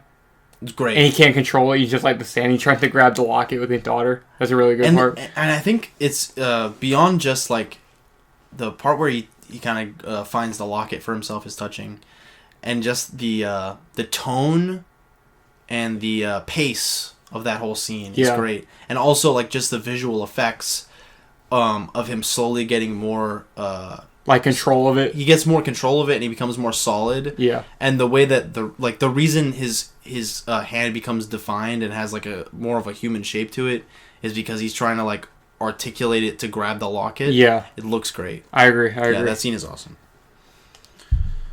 Didn't they I forgot what they did. They were they did some kind of new technology or whatever. Innovated some CGI technology to make Sandman. I don't know exactly what I'm not tech savvy, but I remember they did some shit like that. I think it had something to do with being able to to make it look grainy.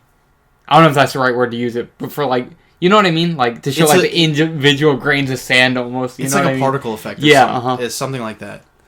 But either way, whatever the specifics are, they did a great fucking job. Just in that scene specifically, it looks really good. Yeah, they did a great fucking job with that. So I really like to jump back, Evan. Mm-hmm. To jump back a bit, Evan, just to jump back a bit. Okay. In the story. Yeah. In the Spider-Man parade, I actually really like him kissing Gwen upside down. I like when the kid is like, no, Spider-Man, no. That's funny. I like that. Yeah, that's funny. He looks like Andy. He looks like young Andy, doesn't he? I like it too because you can kind of tell like Peter at this point is like he thinks he can just do whatever, pretty much. Yeah. And especially because it's like he kind of shows that he's not considerate of MJ's feelings at all at that point. Like, it's not just that he kissed her, but he did like their romantic he did ass the whole kiss. Gimmick. Yeah, he did like that. Like when she said that was our kiss, I would be like, yeah, I would agree with her. That's definitely their thing. And I think that's a really... And you gave it to her, like, oh yeah. I think that's a really cool, interesting choice too, because obviously for them in the universe, that's a very personal moment. Yeah. But for us, that was a very cinematic, like, epic moment, for lack of a more epic word. No, seriously. There's no word more and epic. they're kind of playing on that in a bit of it. Yeah, because it's like... Thank you. We as the audience feel kind of betrayed in the same way MJ does, seeing Spider-Man use that moment in such, like, a cheap way. Yeah. It's clever. But it's like, he knows that it's cinematic. Like... Oh, this looks good for the audience at the parade. Yeah, in that moment... Besides that genius child who says no. Yeah, except for that genius child, the only genius, the biggest brain character. I think that was actually... That was Child Dylan cameo. That was like... that was 6-year-old Reed Richards. Yeah. But yeah, I really like that idea. And... I think it's the best callback to Spider-Man 1. Yeah. Because they kind of do that quite a bit. I think that's the best use of it there. And I actually do like what they do with that story-wise. It's just like, just showing Peter's character. And for the whole relationship with MJ, it was like, yeah, he's lost any kind of empathy, I guess. Not even that doesn't have so much to do with the empathy thing. But it's like... He's just not really considerate about her feelings. Yeah, right now it's like it's all ego. Like you were saying, like the whole movie's that's kind of what Peter's struggling with, more or less. So yeah, I like that. Yeah, I do like that too. I agree. And then what else he do? He fights Sandman.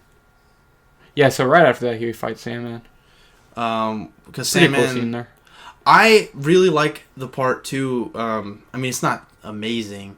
But I like that you get a little suspenseful scene of, like, the cops they just see this guy in the big green cartoon shirt, and they're like, hey, isn't that the guy? Oh, I had something to say about that, yeah. Oh, really? So they just notice that Flint Marko, the escaped felon, is just walking around. Yeah. And they're like, hey, go get that guy. And then they kind of trail him, and then they lose him, and then Sandman had gone into, like, snuck into a Sandman truck. There's something funny as fuck right there. When they see him and they say, go get him, the way he starts running is funny as fuck. It's really funny, and then he disappears, like you said. And I just like that moment, because it's like, you get a little suspenseful, like, kind of horror moment. It's not horror. Yeah, It's not even close to horror, but it's like a little... suspenseful. Moment there, where you kind of get...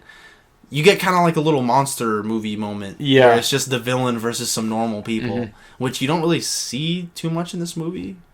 Not really, no. Not really, no. Because Venom, he doesn't even attack like normal... Like, besides MJ, but that's only to get at Peter. Yeah, that's like a Spider-Man character. Yeah. TM Spider-Man character. But like, yeah, you get to see Green Goblin incinerate the business guys. Yeah. You get to see Doc Ock, of course, destroy that room of people. Yeah, for Venom and Harry, it's... pretty much just, I want to kill Spider-Man, yeah.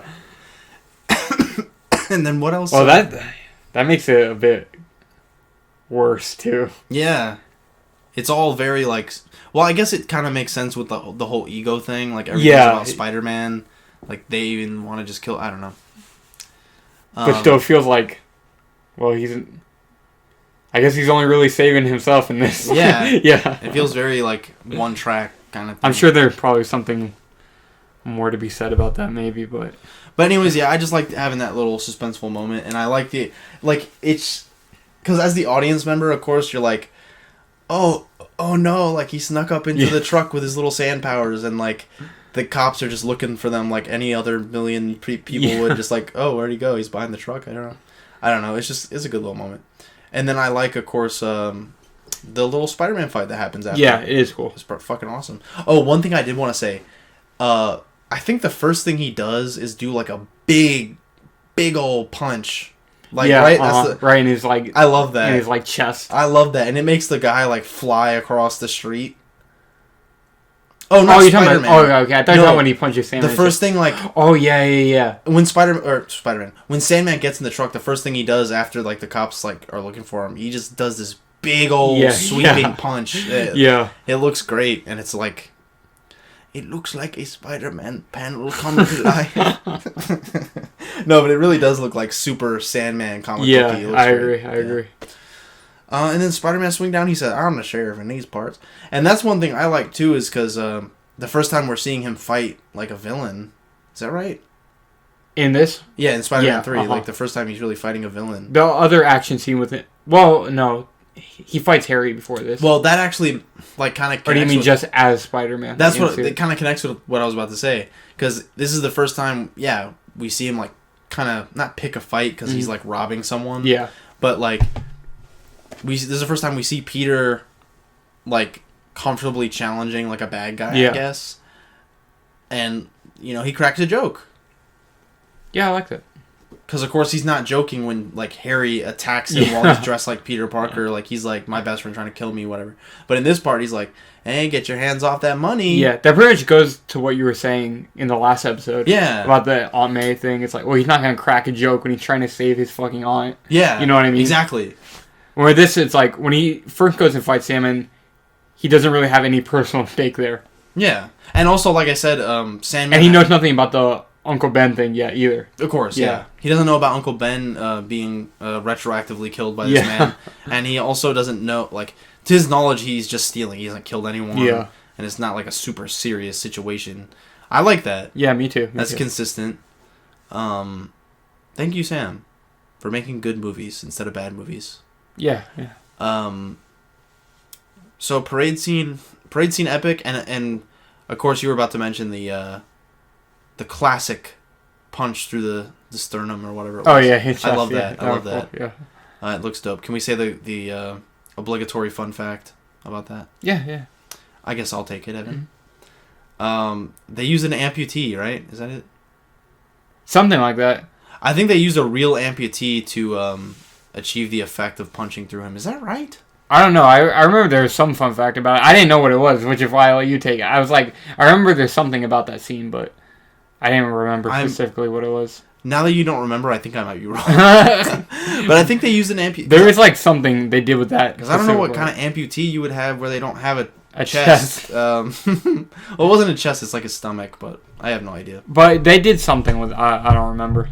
They used a different actor, I think, to achieve an effect. Yeah.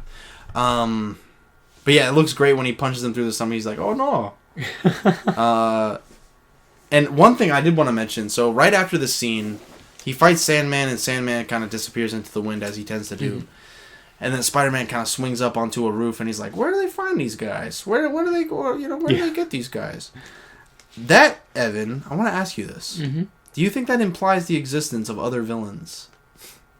Well, at the very least, we know about Green Goblin and Doc Ock. Well, because knows... it's safe to assume he probably fought some other supervillains we don't know about. Yeah. Well, the reason I say that, too, is because he knows exactly where they came from, because he knew them both personally. Yeah. So... It's possible, yeah. So I think... And then, of course, Sandman is brand new. Yeah. So, I don't think you can apply that to Doc Ock and Green Goblin. Yeah, You know what I mean? Yeah, why not? So I think there has to be a fucking Mr. Sinister in the world. I don't know. Interesting choice of words. Why not? Yeah, why not? Peter. Evan, you got anything else to say about Spider-Man 3? Well, I'm going to say, I feel like we should actually just talk about the whole ending. If you want. The climax? Yeah. Yeah, I think all the notes I have left are about the ending. So, what I specifically want to start with, though, is... So, once Eddie Brock becomes Venom, it's after... The movie just gets epic. Yeah, it definitely becomes good. Sorry. Peter, he gets the symbiote suit off him later. After he hits MJ, he's like, oh shit, yeah, I'm fucking up right now. At the jazz club, he hits MJ. It's interesting that that's the point where Sorry, I don't mean to cut you off. No, it's okay. That's the moment where he realizes he went too far. I guess it's a decent moment. It makes sense, I think.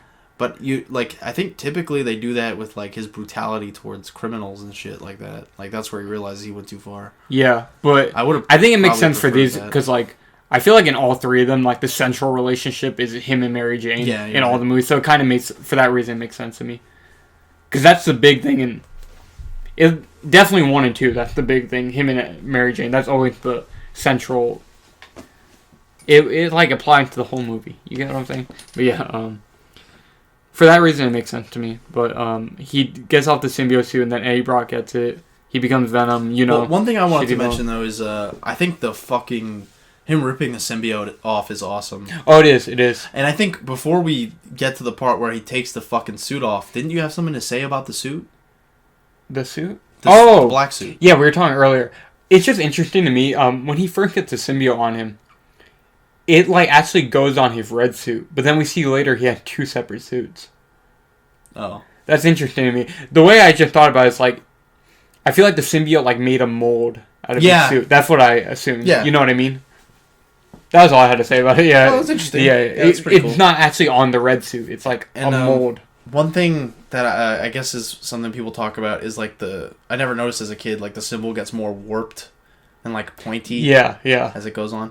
Maybe, Evan, once the symbiote makes like its own suit is when the little symbol starts warping because it's not the same suit. Yeah, that makes sense. You know what I mean? I would agree. Yeah. Combining theories. Yeah. Oh, the genius Sam Raimi. So yeah, Eddie Brock becomes Venom, shitty villain. We all know this. But I think that I love the church scene. I don't like when it goes on Eddie. Well, it actually looks kind of cool. It looks good. When it picks him up. Yeah. The whole scene looks good, and I actually wrote this down as one of my notes. I like it, like you said, it picks him up and shit, but it also starts climbing in his mouth and shit. Yeah. Yeah, I like that. That is horror-esque, I would say, and it looks cool as hell. And just like it's in this big cathedral. Yeah. I love that part. And then Peter's just like naked up there. I love that part. It's cool. I like his naked body. Oh man, I think I went on a beefcake rant in both episodes. He's just a beefcake. I love him. Good old Toby. So yeah, then Venom realizes who Spider-Man is. Or Eddie Brock does right before he becomes Venom. Wants revenge for stuff that we didn't break down the whole plot in this movie. It doesn't matter. He just wants revenge, and he teams up with Sandman. That's all you need to know. And they kidnap MJ for that reason, to get his attention, pretty much. Yeah, and like we said, so Sandman and Venom have no connection to each other. No. There's no public knowledge of Sandman as an entity, as far as we know. No one knows what or who Sandman is. I think we do. Because the scene where he first attacks. And then when he's at the news at the end, they're like, the Sandman. Oh, really? Yeah. Okay, well, sure. But because he attacks at the parade, so. Yeah, I guess. But there's no, like, Daily Bugle scene like there is for, like, Green Goblin and Doc Ock. Yeah. You know what I mean? That's kind of what I mean. Yeah, they're never like, the Sandman! Yeah, you know what I mean? And he never does anything, like, extravagant. Like, he's kind of just stealing. Like, he stole from that one bank, and he stole from the armored car. Yeah. Like, Green Goblin was out there murdering random people, and Doc Ock was just, like, this homeless guy, like, building a nuclear weapon. Yeah. He's significantly less evil than Green Goblin and Doc Ock, I would say. Yeah, and so it's just very strange that he doesn't have very much notoriety, but Venom still seeks him out, finds him, and then the weird part to me is that he knew his name, he knew his family and shit, and why he was doing that. That made no sense, and they don't explain it whatsoever. That is kind of Venom's thing, though, I guess. You know what I mean? I don't know. Like, in the comics and in the video games and stuff, he's always like, Peter, I know where you live. You know what I mean? That is kind of his But thing. in this case, it just felt stupid to me, yeah. It doesn't make sense. And he literally became Venom like 10 minutes before that. So it is really fucking weird that he's like, in the sense of like, what you would choose to do as a person in that situation, and also just in terms of like the script. Like, the second you get your villain origin, you do a villain team up. Yeah. What? That's weird. Yeah. That's really weird. Not great. But yeah, there's a scene, literally just one scene, maybe a minute long, where Venom swings up. Sandman thinks it's Spider-Man. It's not Spider-Man. And he dubs the fuck out of him immediately, which is pretty cool. We were talking about that. But it's literally so one note. It's so weird. Like, you might as well not even have that scene and just have them both together at the construction site at the end. It just might as well not be there because it's so ham-fisted. Like, Venom just swings up to Sandman and is like, "Hey, you want to team up?" Yeah. It's so bad. Did we mention that already? Yeah. We talked about it a bit earlier. It's stupid. Okay. Yeah, I just wanted to mention it. And I hate when he's like, "I want to kill the spider. You want to kill the spider? We can." He's like, "No, you're not intimidating in the slightest." Yeah, Topher Grayson's just so horrible as Venom. You need like somebody kind of scary. Yeah. If Sandman was like a little scared right there, because like I said earlier, like you see a scary spider, like you think Spider-Man swings up, but it's a scary demon face, and then like you're really lucky that he wasn't like, "I'm just gonna kill this thing." Yeah, because he could have. It was stupid. But just really quick, unrelated, just mentioning Topher Grace. So, in Predators, have you seen it? Predators, no. Yeah. Okay. Well, do you care if I spoil really quick? Go ahead. Oh, so like towards the end, you know how like on the planet on Predators, they're all like killers, like that's soldiers. like their culture. Yeah. No, I don't mean the Predators themselves. In the actual movie Predators, like you know how it takes place on the planet. It takes place on the Predators planet? Yeah, in the movie Predators. And they get a bunch of people from Earth and play the game with them. It's like soldiers, mercenaries, people like that. Yeah, sure. Throughout the whole movie, you think Topher Grayson's just a doctor.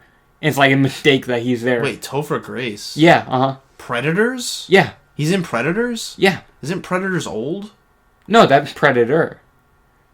There's Predator, Predator 2, and then Predators. With the one... That's the third one? Yeah. Oh. I thought it was like Alien. No. It was like, that's the second one? No, I think they took it after Aliens. Right. Yeah, it was supposed to be like that. Well, I get what you're saying, though. So Topher Grace is in Predator 3.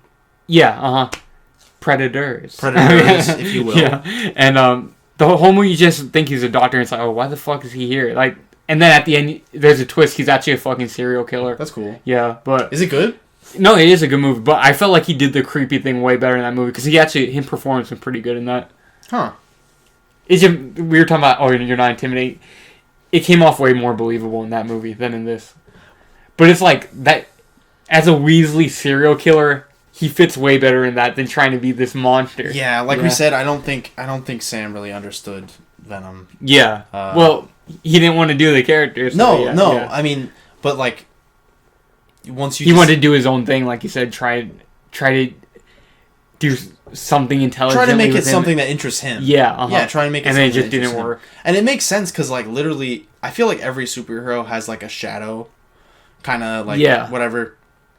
I mean, they talk about that in the literary sense, but there's always like a shadow version of the hero where it's like they have the same powers, and the other guy has like a black costume or something. Yeah. Luke and Darth Vader. Yeah, Zod and Superman. Yeah. Like fucking, I'm sure Batman has like 4.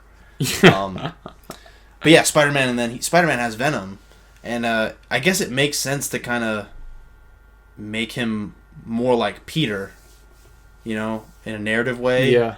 But it just doesn't make sense. No, yeah. It's just, no, it doesn't make sense. Oh, but anyways, once they kidnap MJ, this is what I really want to talk about. Yes. Peter and Harry have a fight earlier in the movie, and Peter beats the fuck out of Harry, and he blows the bomb up in his face, all that. Sorry, I want to mention real quick. Oh, yeah. I love that scene. That is a good scene. And like we were saying, my little capes and tights seal of approval, not RNS, only capes and tights. Yeah. That's just me only. My little stamp of approval goes on every action scene in this movie. I like them all. Yeah, I like that scene a lot too. But I just wanted to bring up this scene real quick. This is what I've been waiting to talk to you about. Okay. So Peter comes and asks Harry for help, and Harry turns him down, obviously. Well, if you watch the editor cut of the movie, which is only on like some box sets for Spider-Man 3, like when they did, I forgot the one I have where it's like the book with all 3 movies. For Spider-Man 3, they have a new edition of it. So I guess it's like, at this point, a few years old. It's called the editor cut. So in the original Spider-Man 3, after Peter asks Harry for help and he leaves, fucking Bernard, the butler, Bernard, whatever the fuck his name is, he comes and he... the glider. Yeah, he tells Harry about what really happened that night, and then Harry's like, "Oh, I'm gonna be good now, because my dad killed himself." But then everyone's like, "This is so stupid. Why did he never tell Harry this earlier?" And it's just weird that he knows that. Yeah, because I mean, if you don't know, if you haven't watched these movies in a while, the whole conflict between Harry and Peter is Harry thinks that Spider-Man like killed his father. Yeah. When it was really like Osborn actually killed himself on accident. Well, in the editor cut, the scene ends there after Peter leaves and Harry tells him he doesn't need his help. There is no part with Bernard. They cut it right there. Yeah, I don't think you need that part. Yeah, they don't. And I was like, that's so much better. I was so happy they cut that out. And especially, I don't think it even... What bothers me about it isn't why did he never tell him? Yeah. Telling Harry that would not convince him to go. Probably not, no. No, I don't think... It doesn't really matter it doesn't matter if, like, a hallucination of Norman tells him. Yeah. I don't think he's gonna go. For me, it's like... Yeah, it makes it better that it's like... It's his choice. That, and also he knew about MJ, and then it's like Peter came... The way Peter came to him is a very, like... Humble. Yes, and you can tell he was, like, desperate. He's like, yeah, I know this shit happened to us, but, like, I need you, Harry. It's like, I can't do this without you. And then... Like I said, where it's Harry's choice, it's not he was given a piece of information and then decides to go. It's like, oh, the way Peter came to me, and then also I know Mary Jane's in danger. Okay, I should go do it. Yeah, the way he returns, like, without the, like, exposition from the butler. Yeah. Evan. It gives the impression that he reflected on it. Yeah, exactly. Yeah. And that was just... It's weird. You just cut 1 minute from the movie, and it can make a big difference. Yeah, it's a pretty big difference. Yeah, so I like that a lot. It makes one of the better parts of the movie, like, actually, like, even better. Yeah. Because, like, we both like Harry's return quite a bit. Yeah, I like that scene a lot. Peter and Harry, they have a pretty cool action scene fighting Venom in Imagine how cool that scene would be if he just looked like a goblin. I know, right? Like, them teaming up? Yeah, that would be sick. That would be sick. Yeah. It sucks. It really does. Whatever. Oh, man. So what else do we got? I guess after... We talked about the ending pretty much, the whole Venom Sandman fight earlier. We didn't talk about Harry's death, though. Me and you are known for saying that Harry's death is indeed even sadder than Tony Stark's death in Avengers Endgame. Yes, we are notorious for saying that. And I stand by it. Oh, yeah. Tony Stark's death in Endgame, not sad at all. But we don't have to get too in-depth about that. Go watch the Endgame episode. And Harry's death is. It does hit. Yeah. I think it's one of the better parts of the movie. And it's because, like, also, like, he's just a piece of shit the whole franchise. Yeah. So it's just nice for him to be like, you know what, this is my friend. I'm going to do something completely selfless. Yeah, And plus, he's probably like, I'm scarred for life on my face. Like, I hate myself. Yeah, so kill me. I just might as well die. There is that, yeah. And they foreshadow his death early in the movie. How so? Remember in the hospital bed when he talks to the nurse? Harry says, oh, yeah. Like, I wish a big sand monster would have killed me. Yeah, he says that. No, Harry was like, oh, yeah, I'd give my life for them. Oh, Peter and MJ, yeah. And then it happens. Yeah, he gives his life for both of them. Yeah. That kind of reminds me of Spider-Man 2, where I was like, it's a little... On the nose. Yeah. That definitely feels like something where it's like, you write the ending, yeah, and then you're like, let's put this somewhere. Yeah. Harry says, I give my life for them. You barely remember them, and there was no point where I feel like he would have said that in Spider-Man 1. Yeah. So it's like, I mean, maybe he's just happy to be alive, but I don't know. Like we said, the whole retroactively trying to make them a trio thing is like, yeah. Very weird. Very weird. Yeah. Because you do that. Like we said, it's like, this is the most toxic fucking trio ever. If you do that from the beginning and unravel it over the course of a franchise, that could work. Yeah. But having it, like, after they've all kind of dated each other, like, doing it later, like, okay. Yeah, it's weird. That was an interesting way to bring up the animated series earlier, because I was like, oh, they could try to expand on it a bit in that show. They do. That's interesting. They do. They actually, if you are interested in that show, it's kind of it's an interesting little piece in terms of, like multimedia stuff. Like, that's basically what I'm trying to get at earlier. Mm-hmm. Yeah. Yeah, it's kind of interesting in that way. What else do we got? Plus, if you want to see the shirt I'm wearing, go watch it. Yeah. He's wearing the shirt. Well, those are pretty much. I guess we can talk about the ending, the very ending. I like it. It's like we expand. Like we said, they don't have the epic swing at the end of part 3. They kind of switched it where the epic swing's at the beginning and the very end. You kind of have that sad moment. It's not extremely sad, but it's at least low key. You see both of them are crying, or at least tearing up, in that scene. Peter comes to MJ.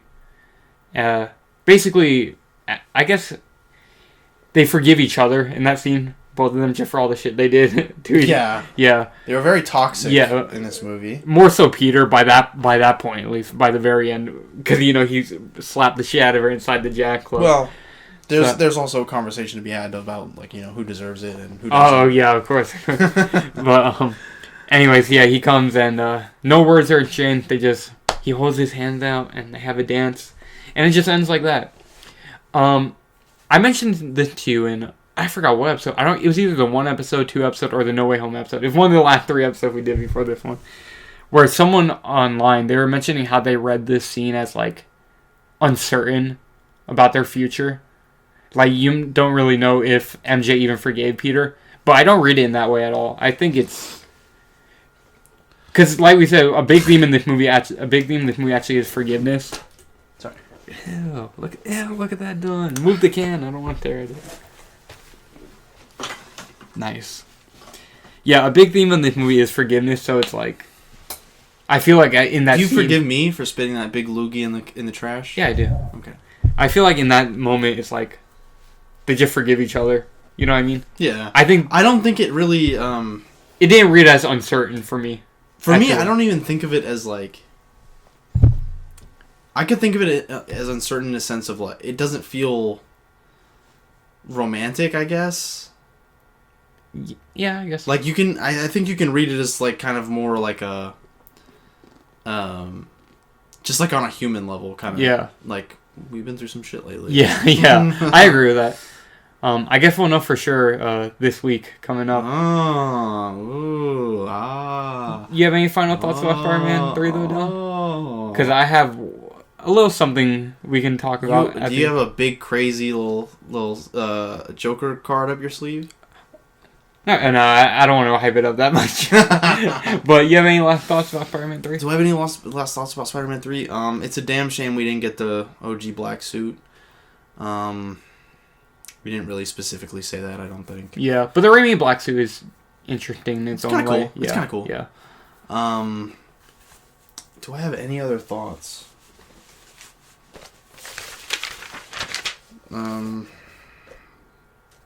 We say the funny words, we say the smart words, we say the crazy words.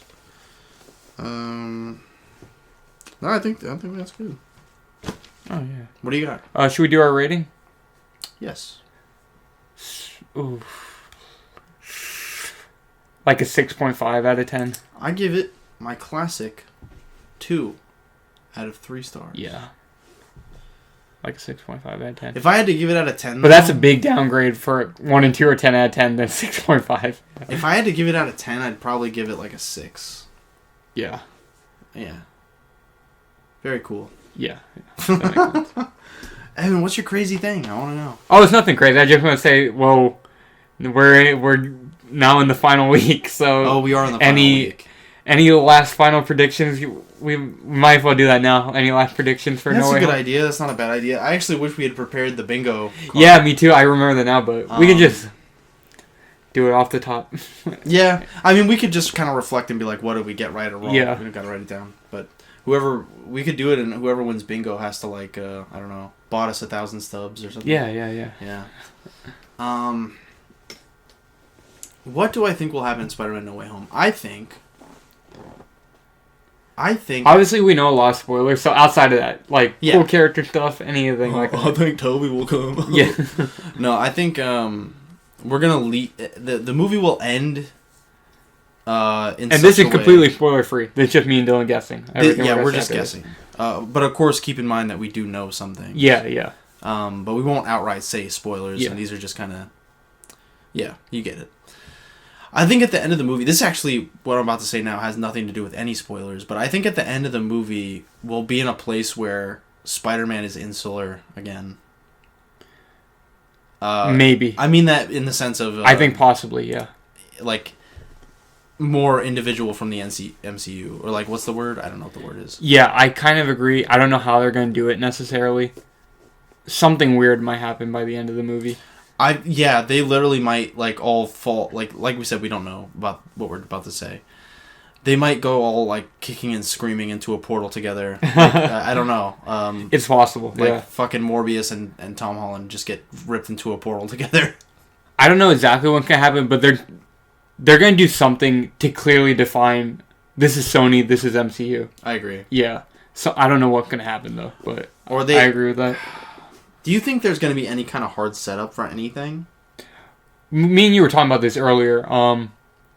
In our initial predictions video, I said that I felt like the after credits were going to be Daredevil and then setting something up for Toby and Andrew. I don't believe that anymore. I think it's going to be Venom and Daredevil. That's what I'm guessing now. Well... Because we do know Venom is in the fucking MCU now. Yeah. And it's right when No Way Home being set because of Venom 2 post credits. So it'd be weird if they don't acknowledge it in any way at all during No Way Home. I feel like it's not going to be in the actual movie, but I hope Spider-Man beats Venom in the after credits, and then Venom is never seen again. Yeah, that'd be good. But not. I don't even mean just in an end credits way, but I guess that's the only way the MCU really does it. Yeah. But I guess, yeah, that's insane. Like the Raimi trilogy. Like like we were saying about Spider-Man 1 to 2, there's like a thread that can be followed between the movies. Yeah. Or even 2 and 3, in a like kind of a less interesting way, but in the MCU, it's just like, here's the story, it's over, and then here's a teaser for the next villain or next hero or something. Like, it's dog shit. Yeah. So I guess we probably will only get like cosmetic little teases to what's coming. But I mean, I guess they are kind of running with the new trilogy, right? Yeah. And we don't know, as of yet, if it's going to be MCU or not, the new trilogy. Yeah, that's interesting. Yeah. That's interesting. If I had to guess, I would say they might do... But Tom Holland is still scheduled to appear outside of his own movies, appear in one more MCU movie. That's still in his contract. He's missing one more MCU appearance. They're probably going to do him... like, I hate to say this, Evan. I really do, but I think this is true. Mm-hmm. I think he might wind up in the Young Avengers. Ooh. We'll see. I don't know. Because Grace Randolph, God rest her soul. I don't even think they're going to do Younger. I think they're going to do Champions. It's the same thing. It is the same thing, but I'm saying, as far as lineup goes, I think it's going to be more Champions. And he is like Miles. Miles is in Champions, and then Peter basically Miles Morales, so, you know. Yeah, I'm basically kind of agreeing with you. Well, that's because that's what Grace said, and I was like, that sounds true. And the fact that you just told me he's only in one more MCU movie. Like, you know what you're saying, like, he's only set to appear. Do you know how many... Is he contractually obligated to do 3 more Spider-Man movies? No, right? No, I don't think so. It's crazy the way... We got to talk about that in a second. Yeah. The way that Sony and Tom have been, like, interacting. Yeah. It's very weird. But I wanted to mention the Champions Grace Randolph thing. So Grace Randolph was like, oh, it would be a great idea if Spider-Man 4 was just a fucking Young Avengers movie, and like Tom Holland's like leading them. That is the worst idea I've ever heard. I mean, it's very... It would be smart for Marvel to do, because you can lead off this new franchise with a character people already like, and introduce them through that. But it's a waste of a fucking Spider-Man movie. And also, Young Avengers and Champions fucking suck. Yeah, they do. It's crazy because DC... Actually, the lineup they seem to be going for is a mix of both, I think. Actually, it is. Yeah, it is, because it's like Wiccan, Hulkling, and they have set up like the Captain America kid. Yeah.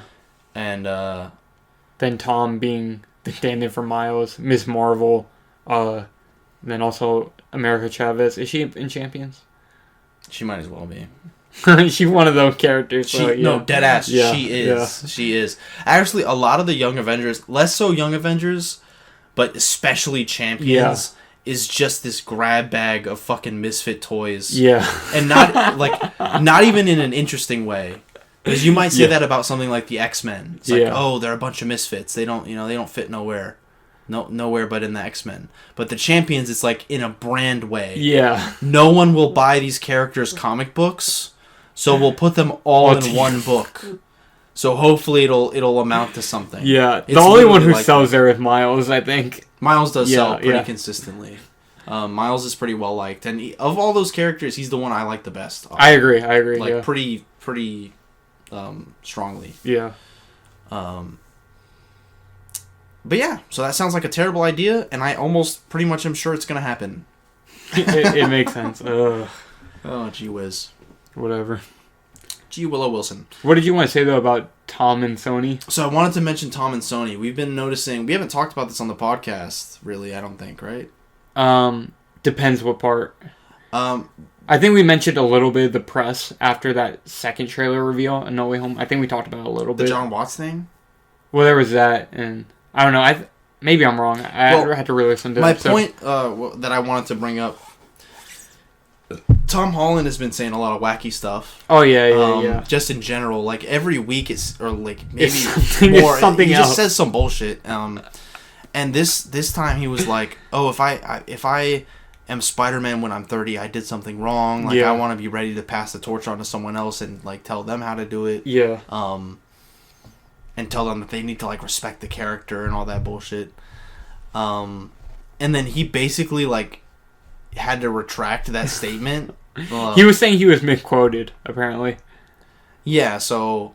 Where's the truth in that? I haven't done enough of my research on it to, like, be like, no, he's lying. No, I really don't know, like, what the actual quote was. But it's still strange. Just the whole situation. The fact that could be gleaned from something he said, and the fact that he recanted it. Yeah. And then also the fact that, like, right after he recanted that statement, he was like, oh, I want to be in a movie with Morbius. Yeah. That's where it starts getting weirder. Weird. Yeah. Because Tom Holland has never said anything, like, brand synergistic with Sony. He definitely always leans more to the MCU side. He's always like, I love Thor. I want to fight with Thor. Like, or that he had the drunk phone call with fucking Bob Iger. You remember that when the Sony MCU, Sony Disney thing was happening? Of course. Yeah. So of course. Tom Holland. They needed that stupid... I don't even believe that actually happened. They needed the fluff story about how Tom Holland saved Sony and Disney's Spider-Man deal. Yeah, they just wanted to be like... They wanted to make Tom Holland the face of that whole, like, event. Yeah, pretty much. Because it's like, oh, we have so much steam going with this PR story. For those of you that don't know... I don't even know if that was real, honestly. To this day, I don't know if that was real. Let me just explain real quick, because I'm sure there's, like, one person listening. Still probably. So, if you don't know, there was a point where the Marvel Sony Disney contract for Spider-Man to continue appearing in the Avengers movies, that was about to end. Yeah. And Sony wasn't going to let Spider-Man be in Disney no more. And everyone was like, Sony, you're the bad guy now. And we don't like you. Even though they're both the bad guy. Sony and Disney. But I think in that case, Disney was more in the wrong. And they did, because I think Disney wanted to go against what was already originally contracted. Yeah. It wasn't Sony that was, like, asking for more. It was Disney. Yeah. So in that case, it's like, no, you signed this contract. You can't start asking for more. The contract's there. At least finish it, and then maybe in the next one you can discuss new terms. But you know what I'm saying? In that case, I would say Disney is in the wrong. And there were actually leaked numbers on that. It was so long ago that I don't remember, but it was very... Yeah, it was back in 2019. It was very egregious. It was right after Far From Home. Yeah. But it was very egregious on Disney's part, I remember. And everyone was like, oh no, like it's Sony's fault for whatever reason. Yeah. Everyone's just brand loyal to Disney, I guess. I don't know. But that whole... I don't even believe any of that story anyways. Oh, you were saying you don't think the entire thing was true? Not really, no. I believe the negotiation thing was true. Maybe. I don't believe the Tom Holland story, though. Definitely not. No, that's what I'm saying. Like, that's what I agree with. Yeah. I think that it was complete bullshit. I don't think Tom Holland ever did anything. Like, I think, like, everything we've ever heard about him being like, oh, he's so silly. He's such a silly, like incompetent actor. He's so cute. That's all bullshit. Yeah. We've talked about this before, like, outside the podcast. I really do truly feel bad. Even though I always say I hate Tom Holland, I truly feel bad for him. Because, like, they've done such a great job at, like, painting him as, like, an idiot. Yeah. And, like, that's just fucked up. Yeah, he's not allowed to, like... Because you know how sometimes... not even necessarily idiot, but, like, the goofy kid. You know what I mean? Yeah, like, and I feel like he's literally, like, not allowed or, at the bare minimum, discouraged from acting like a professional. Yeah. Like, not acting in the sense of his job, but, like, carrying himself as a professional actor in, like, an interview setting or, like, on the red carpet. He has to act like a kid. Yeah, which is, that's horrible. Disturbing. Yeah, it really is. It really is. Disturbing. And, like I said, it's interesting, like, they were like, oh, there's all this PR around the Disney deal. And behind closed doors, there probably was no animosity. It was probably just, like, businessmen talking about, like, well, you want this, you want this. Yeah, like, it was probably very droll. And then people just picked that up online as, like, Disney, get Spider-Man, get Spider-Man. And then they were like, oh, there's all this PR. Like, let's put Tom Holland's face on this, and people will be very happy. Yeah. And I'm sure there's people that cried thinking about Tom Holland being drunk calling Bob Iger. There's probably, like, little fans that, like, just, you know, cried their eyes out going, like, he saved the franchise. Which is stupid. It was probably effective marketing. It was, yeah. Yeah. Because that was, like, a fucking whole story. That whole situation was weird. The fact that it just kind of came and went, I don't know. It's just strange. Well, like I said, it probably was... It was a weird time. It probably was a real negotiating of contracts, but it was probably very, like, standard. And the fact that... We were talking about this earlier also. The fact that that happened and it kind of led into what the third movie is now. Yeah. Kind of being a Sony thing. Yeah. You know what I mean? It's weird. So, who knows what's going to happen with Sony and Disney anyways. Well, back to your original question, Evan. Do you have any predictions? Oh, yeah, so... That was all relevant, though, because we talked about the Sony thing, so yeah. it was relevant. Any other predictions?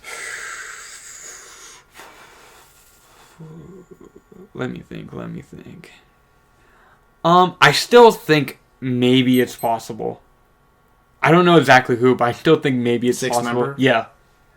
You think Evan it probably won't happen, but maybe it's possible. You think there may be a sixth villain? Yeah. It's just I don't know who it would be. That's the only thing. I don't think you're right. I think you're wrong. It's probably. I don't even think it's true. Kind of more hoping. For it, I guess. I'm just throwing out the possibility. That's all I'm saying. I don't think that... I wouldn't say I'm hoping for it, no. I wouldn't say that. You'd maybe throw it on your bingo card. It could happen. You'd maybe throw it on your bingo card. I'll just say that. It could happen. Okay. Probably won't, but it could. I just, throw it out there. I see what you're saying. It's actually James Franco. Oh, crap. No way. There's no way they'll ever bring him back. There's no way home. No way home. There's no way home for James Franco after he abused that woman. Yeah. Was that what he was accused of?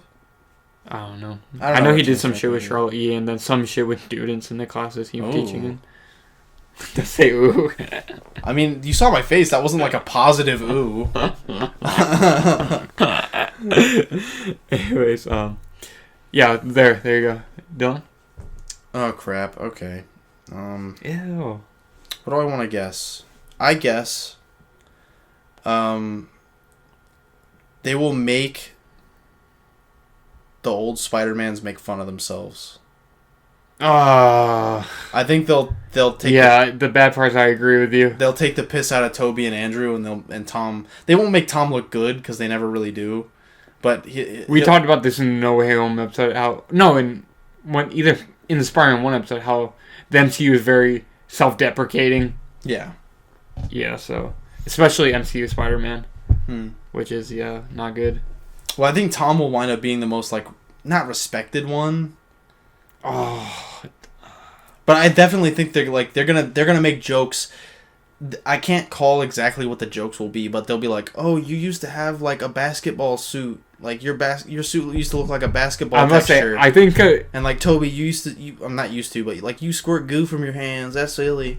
I think it'll be something like maybe making fun of their suit. Like, oh, I got this Iron Man ass suit, and you guys have cloth suits or whatever. It's not cloth, but you know what I mean. I definitely see a part where Tom's like, well, I'm just saying, like, yeah, exactly. Yeah, I'm like, shut up. Like, yeah, I could definitely see that. Where he's just, well, you know what I'm saying? Like, I have a super highly advanced tech suit, but, you know, that's fine. Like, some shit like that. Oh, God. That's probably gonna happen. Yeah. Oh, man. But really, like, I want it the other way. I want Toby to have all the power. Yeah, I want me too. I want him to be like, shut up, you little twink. Do you think any of them will take kind of a leader role for the three of them? Tom. You think so? No. If anyone, Toby, but when I say leader, I don't necessarily mean like a mentor type role, just like, I don't know, like kind of leading the charge, I guess. I kind of doubt there will be that, I guess. Okay. I think it'll be pretty even. Yeah, probably. I think it'll be pretty even. And then, but it definitely would not be Andrew, I think. No. Yeah, for obvious reasons. Yeah. For like several reasons, really. Yeah. Well, first of all, he let his fucking love interest die. He's also like not the least popular. He's the least popular. He's not like he's not the main one anymore, but he's also not the legacy like old one. Yeah. There's like he's definitely not. He wouldn't be the like. But I think it'll kind of be mutual, but like obviously with a focus on Tom because it's his movie. But do you think, Evan? Now think about this carefully. Mm-hmm. Do you think Toby will have a beard? No, I don't. I'm pretty sure it's confirmed he doesn't. Anyway. Yeah, I don't. Well, we've seen that leaked picture. He didn't have one. Yeah. He was clean it's all shaven. CG. The beard is all CG. Yeah. That's why it's taking that so could long. be possibly it. Yeah. That's why it's taken so long. They're rendering his beard. I have a question. Yeah. I have a pretty good question. Mm-hmm. Do you think there will be any reference to any other Spider-Man that is not in the movie? Maybe. This is what I'm kind of talking about in the No Way Home episode. How maybe there's some other Spider-Man universes breaking in. I don't think that will happen. But I do think it's possible that like Andrew would be like, oh, I bumped into a pig on the way in here. Oh, God. I bumped into a Spider-Ham on the way in here, and this time he was voiced by Patrick Warburton. Yeah. Honestly, no. Actually, I'll be honest. The fact that I don't think it'll be that goofy. I think they're very clearly, They're going as far as the serious. Spider-Verse distinction, since they're doing two Spider-Verse things right now, the animated movie and this, I think they're saving all the goofy shit for that. I'll give them credit for that. I think this is going to be pretty serious. I agree. Yeah. I agree. I don't think it'll be anything really stupid like that. Well, I'm not saying Spider-Ham. That's like you said that. I'm like, yeah. I didn't mean literally like, he's like, oh, I found Spider-Ham. Yeah. I mean like... if there is, it won't be like anything ridiculous. Like, in some type of way, they might imply that one of them has met a Spider-Man before. No, probably not. No. I don't think so, no. Or Andrew's universe, he's like, yeah, there's this guy Ben Reilly, like, he was my clone, is weird. If anything, it'd be something like that. But that would be strange also. I love the idea of just confirming that a huge arc happened in one of their universes. Yeah, I hope they do that. I like that idea a lot. I hope they both have like some kind of growth since the last one. Yeah, and we were talking about this in the car earlier, if you remember, like, I kind of hope that we get some, beyond just like a big arc or something, or at least an indication, like you were saying, of something that happened that we didn't see. Yeah, I agree. Like, I think we probably will get that. Yeah, that'd be cool. Yeah, I think so. Like if Toby was like, "Oh, I fought a lizard too," it was crazy. That wasn't like the fact that Lizard coming from Andrew's universe.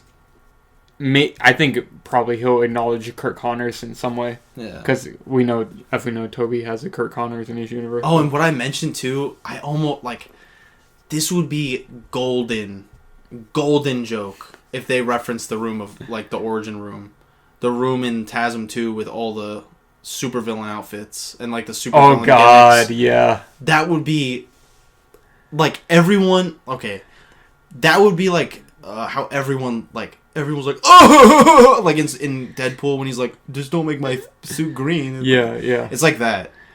Like that would kill. I agree. That would kill. But that would only be for people like me and you.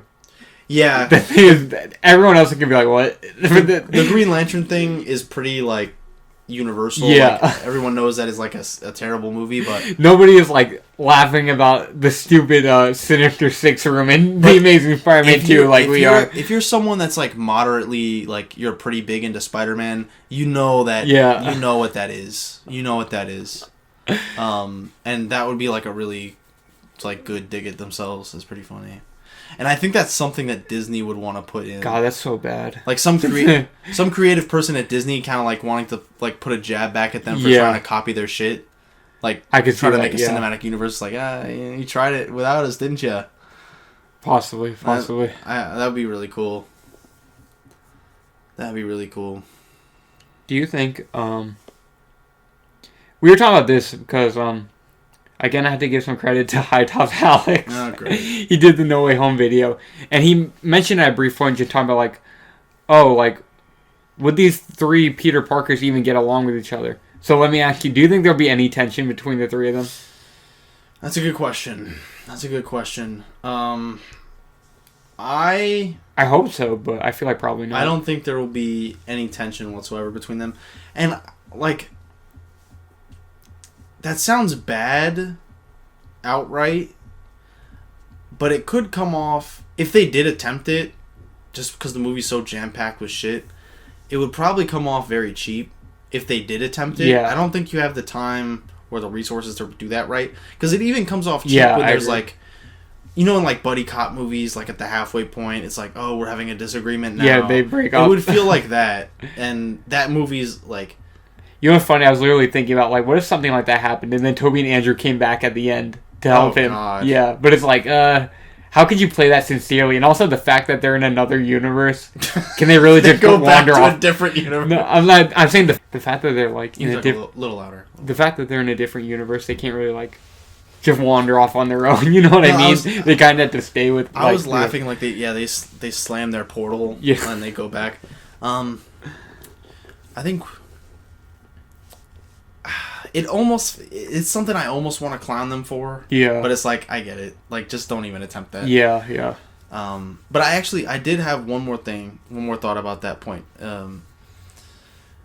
Tom, as we see in the trailer, it's not a spoiler anymore. It was a leak at one point. It's in the trailer, but if you don't want to know anything, don't listen no more. So yeah, Tom steals the big box of villains. Yeah. And he shakes it really hard and lets them out. And I think Toby and Andrew's Spider-Man, they might be a bit cross with him for that. Yeah, maybe. I could see them maybe even respecting it. They could go either way. Like, I don't know. Or maybe one feels some type of way and the other feels another. Yeah, they disagree maybe. That was like, I hope there's at least like a touch of that. They don't have to lean too heavy into it, but like, I don't want them to all be on the same mindset. Yeah. You know what I mean? Yeah. Yeah, because then what? Show how each of them are a bit different. Then what is the fucking point? Yeah, exactly. Yeah, because it's literally, if that's not they should all feel like their own character. Yeah. Because if you don't do that at all, then literally it's only to have like these CGI like masses. Yeah, that's the only reason. Exactly. Oh God, and that's probably what it is. Jesus Christ. That's what I'm saying. Make them all feel like, because if you watch all three of the trilogies, they're very distinctly their own characters. So I hope they keep with that. Keep it consistent with what they've already had up to this point. Yeah, I hope so. Because like you were saying, you don't need like necessarily outright conflict, but at least show the differences in their personality. Because literally then, if you don't do anything like that, then it's like, you literally just have three people in the same costume just standing there, like having the same webs and the same like shit. That's why I don't really like Miles and Gwen too much. They're kind of the same, aren't they? They're interesting in their own little stories, but when you have like all these like a superhero team of someone with the same superpower, even if it's someone like Spider-Man who has a very weird power set, like it's like, what if you had a team of all Supermans? Like, who gives a shit? I agree. So yeah, the movie's gonna be bad, and it'll be out soon. Can we talk about toys? Yeah, I want to talk about toys. Okay. Nah, I was just excited because you reminded me that some new Marvel Legends might be coming. Hopefully. Might be coming our way. Hopefully. And I deeply hope that that's one thing that makes me pretty happy that Tobey probably won't have a different costume at all, is because I can get like a brand new Marvel Legend of like the classic Raimi outfit. Yeah, I agree. I wouldn't have minded if they redesigned it somehow for the movie, but the fact that I can get some merch. Yeah. And I collect out of box figures, Evan. You do? Did you know that? You collect out of box figures? Yeah, because you ordered some. I've seen you that? order out of box figures. I do know that. Anyways. And you take your figures out of box. No, I'm just saying that was it's because there's obviously like 100 open figures in front of Evan. But I thought you meant like actually buying figures that were already out of the box. I'm like, yeah. Oh, no, I do that too. Yeah, I've seen you do that. But when I buy them new, I rip them out. Yeah. Which is something I do not do. Me and Dylan have some disagreements when it comes to that. But whatever. They're meant to be played with. But anyways, I just like the idea that since I do collect them out of the box, it's just going to be a brand new 2021 Tobey Maguire Marvel Legend like Spider-Man figure. Yeah. That's fucking awesome. That is. I think if they release a Tobey and Andrew, I think I'll get both of them. I might get Andrew as well. Definitely will not get a Tom. Oh, no. Would you buy any of the villains? I guess basically just Green Goblin and Doc Ock. Probably not, because I don't want Green Goblin's new suit. Me either. And then Doc Ock looks a little different, right? Yeah. I don't really like that either. Yeah, so probably not. No, I'm good on that. Same with the Tobey, though. Yeah, that. So what if there's a Sam Raimi Spider-Man, like, Funko Pop, but it's branded No Way Home? It is possible that they do this. That's branded No Way. I don't know if I want the Funko Pop. Maybe. I don't know. But me and Evan were talking about earlier, too, just in general, like, they might do a wave of we love the Raimi merch. Yeah. Well, no, we were talking about that as well, like, or we were talking about that a long time ago. Because they did the Bryan Singer X-Men. Yeah, and he's a pedophile. Yeah. And they did that, so... And, like, and also, next year, thank goodness... 20th anniversary. Is the 20th anniversary of Raimi Spider-Man. Yeah. Might be a good time. It's a great time. And right also, I don't know if you know this, but the X-Men, that was also anniversary-based. That's why those came out. Okay. Because they did a line of Marvel Legends. Ooh. They did a line of Marvel Legends X-Men, which I have. That's a 20th and anniversary it's also Mystique. Not only is it the 20th anniversary, 60th anniversary Spider-Man, or something like that. No, it's 80th. I was gonna say it's the 20th anniversary of Raimi Spider-Man, and it's also the 10th anniversary of The Amazing Spider-Man. Oh. Yeah, 2002, 2012. Oh, you're right. Yeah. And you know, next year's also the 80th anniversary of Spider-Man. So they might be doing something. Yeah. And also, I have some crazy insider information. This is not a joke. I have some insider information that's gonna blow your mind. Okay. There's a Spider-Man wave coming out next year for that very occasion, the 80th anniversary of Spider-Man. Oh, really? Yeah. So there might be some extra little Sam Raimi. Hopefully. Spider-Man figures in there. Hopefully. Yeah, we'll see. I'm excited to see that. Yeah. Always. Yeah. Scarlet Spider is the only one that we know about. Or not Scarlet Spider, the comic Iron Spider. Oh.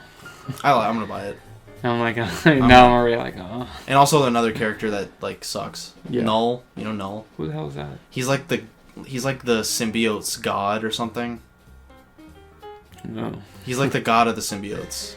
Oh, that sounds actually awesome. Well, yeah, it's really epic, and he looks like pretty much like the Antichrist, and he's fucking dope. So. Dylan, my laptop is dying, so this might be a good time to wrap up. Yeah, you save. Thank you for watching. Cool Dylan fact number 11. No, I'm gonna give you my cool Dylan fact. You say it quick before your laptop Cool dies. Dylan fact.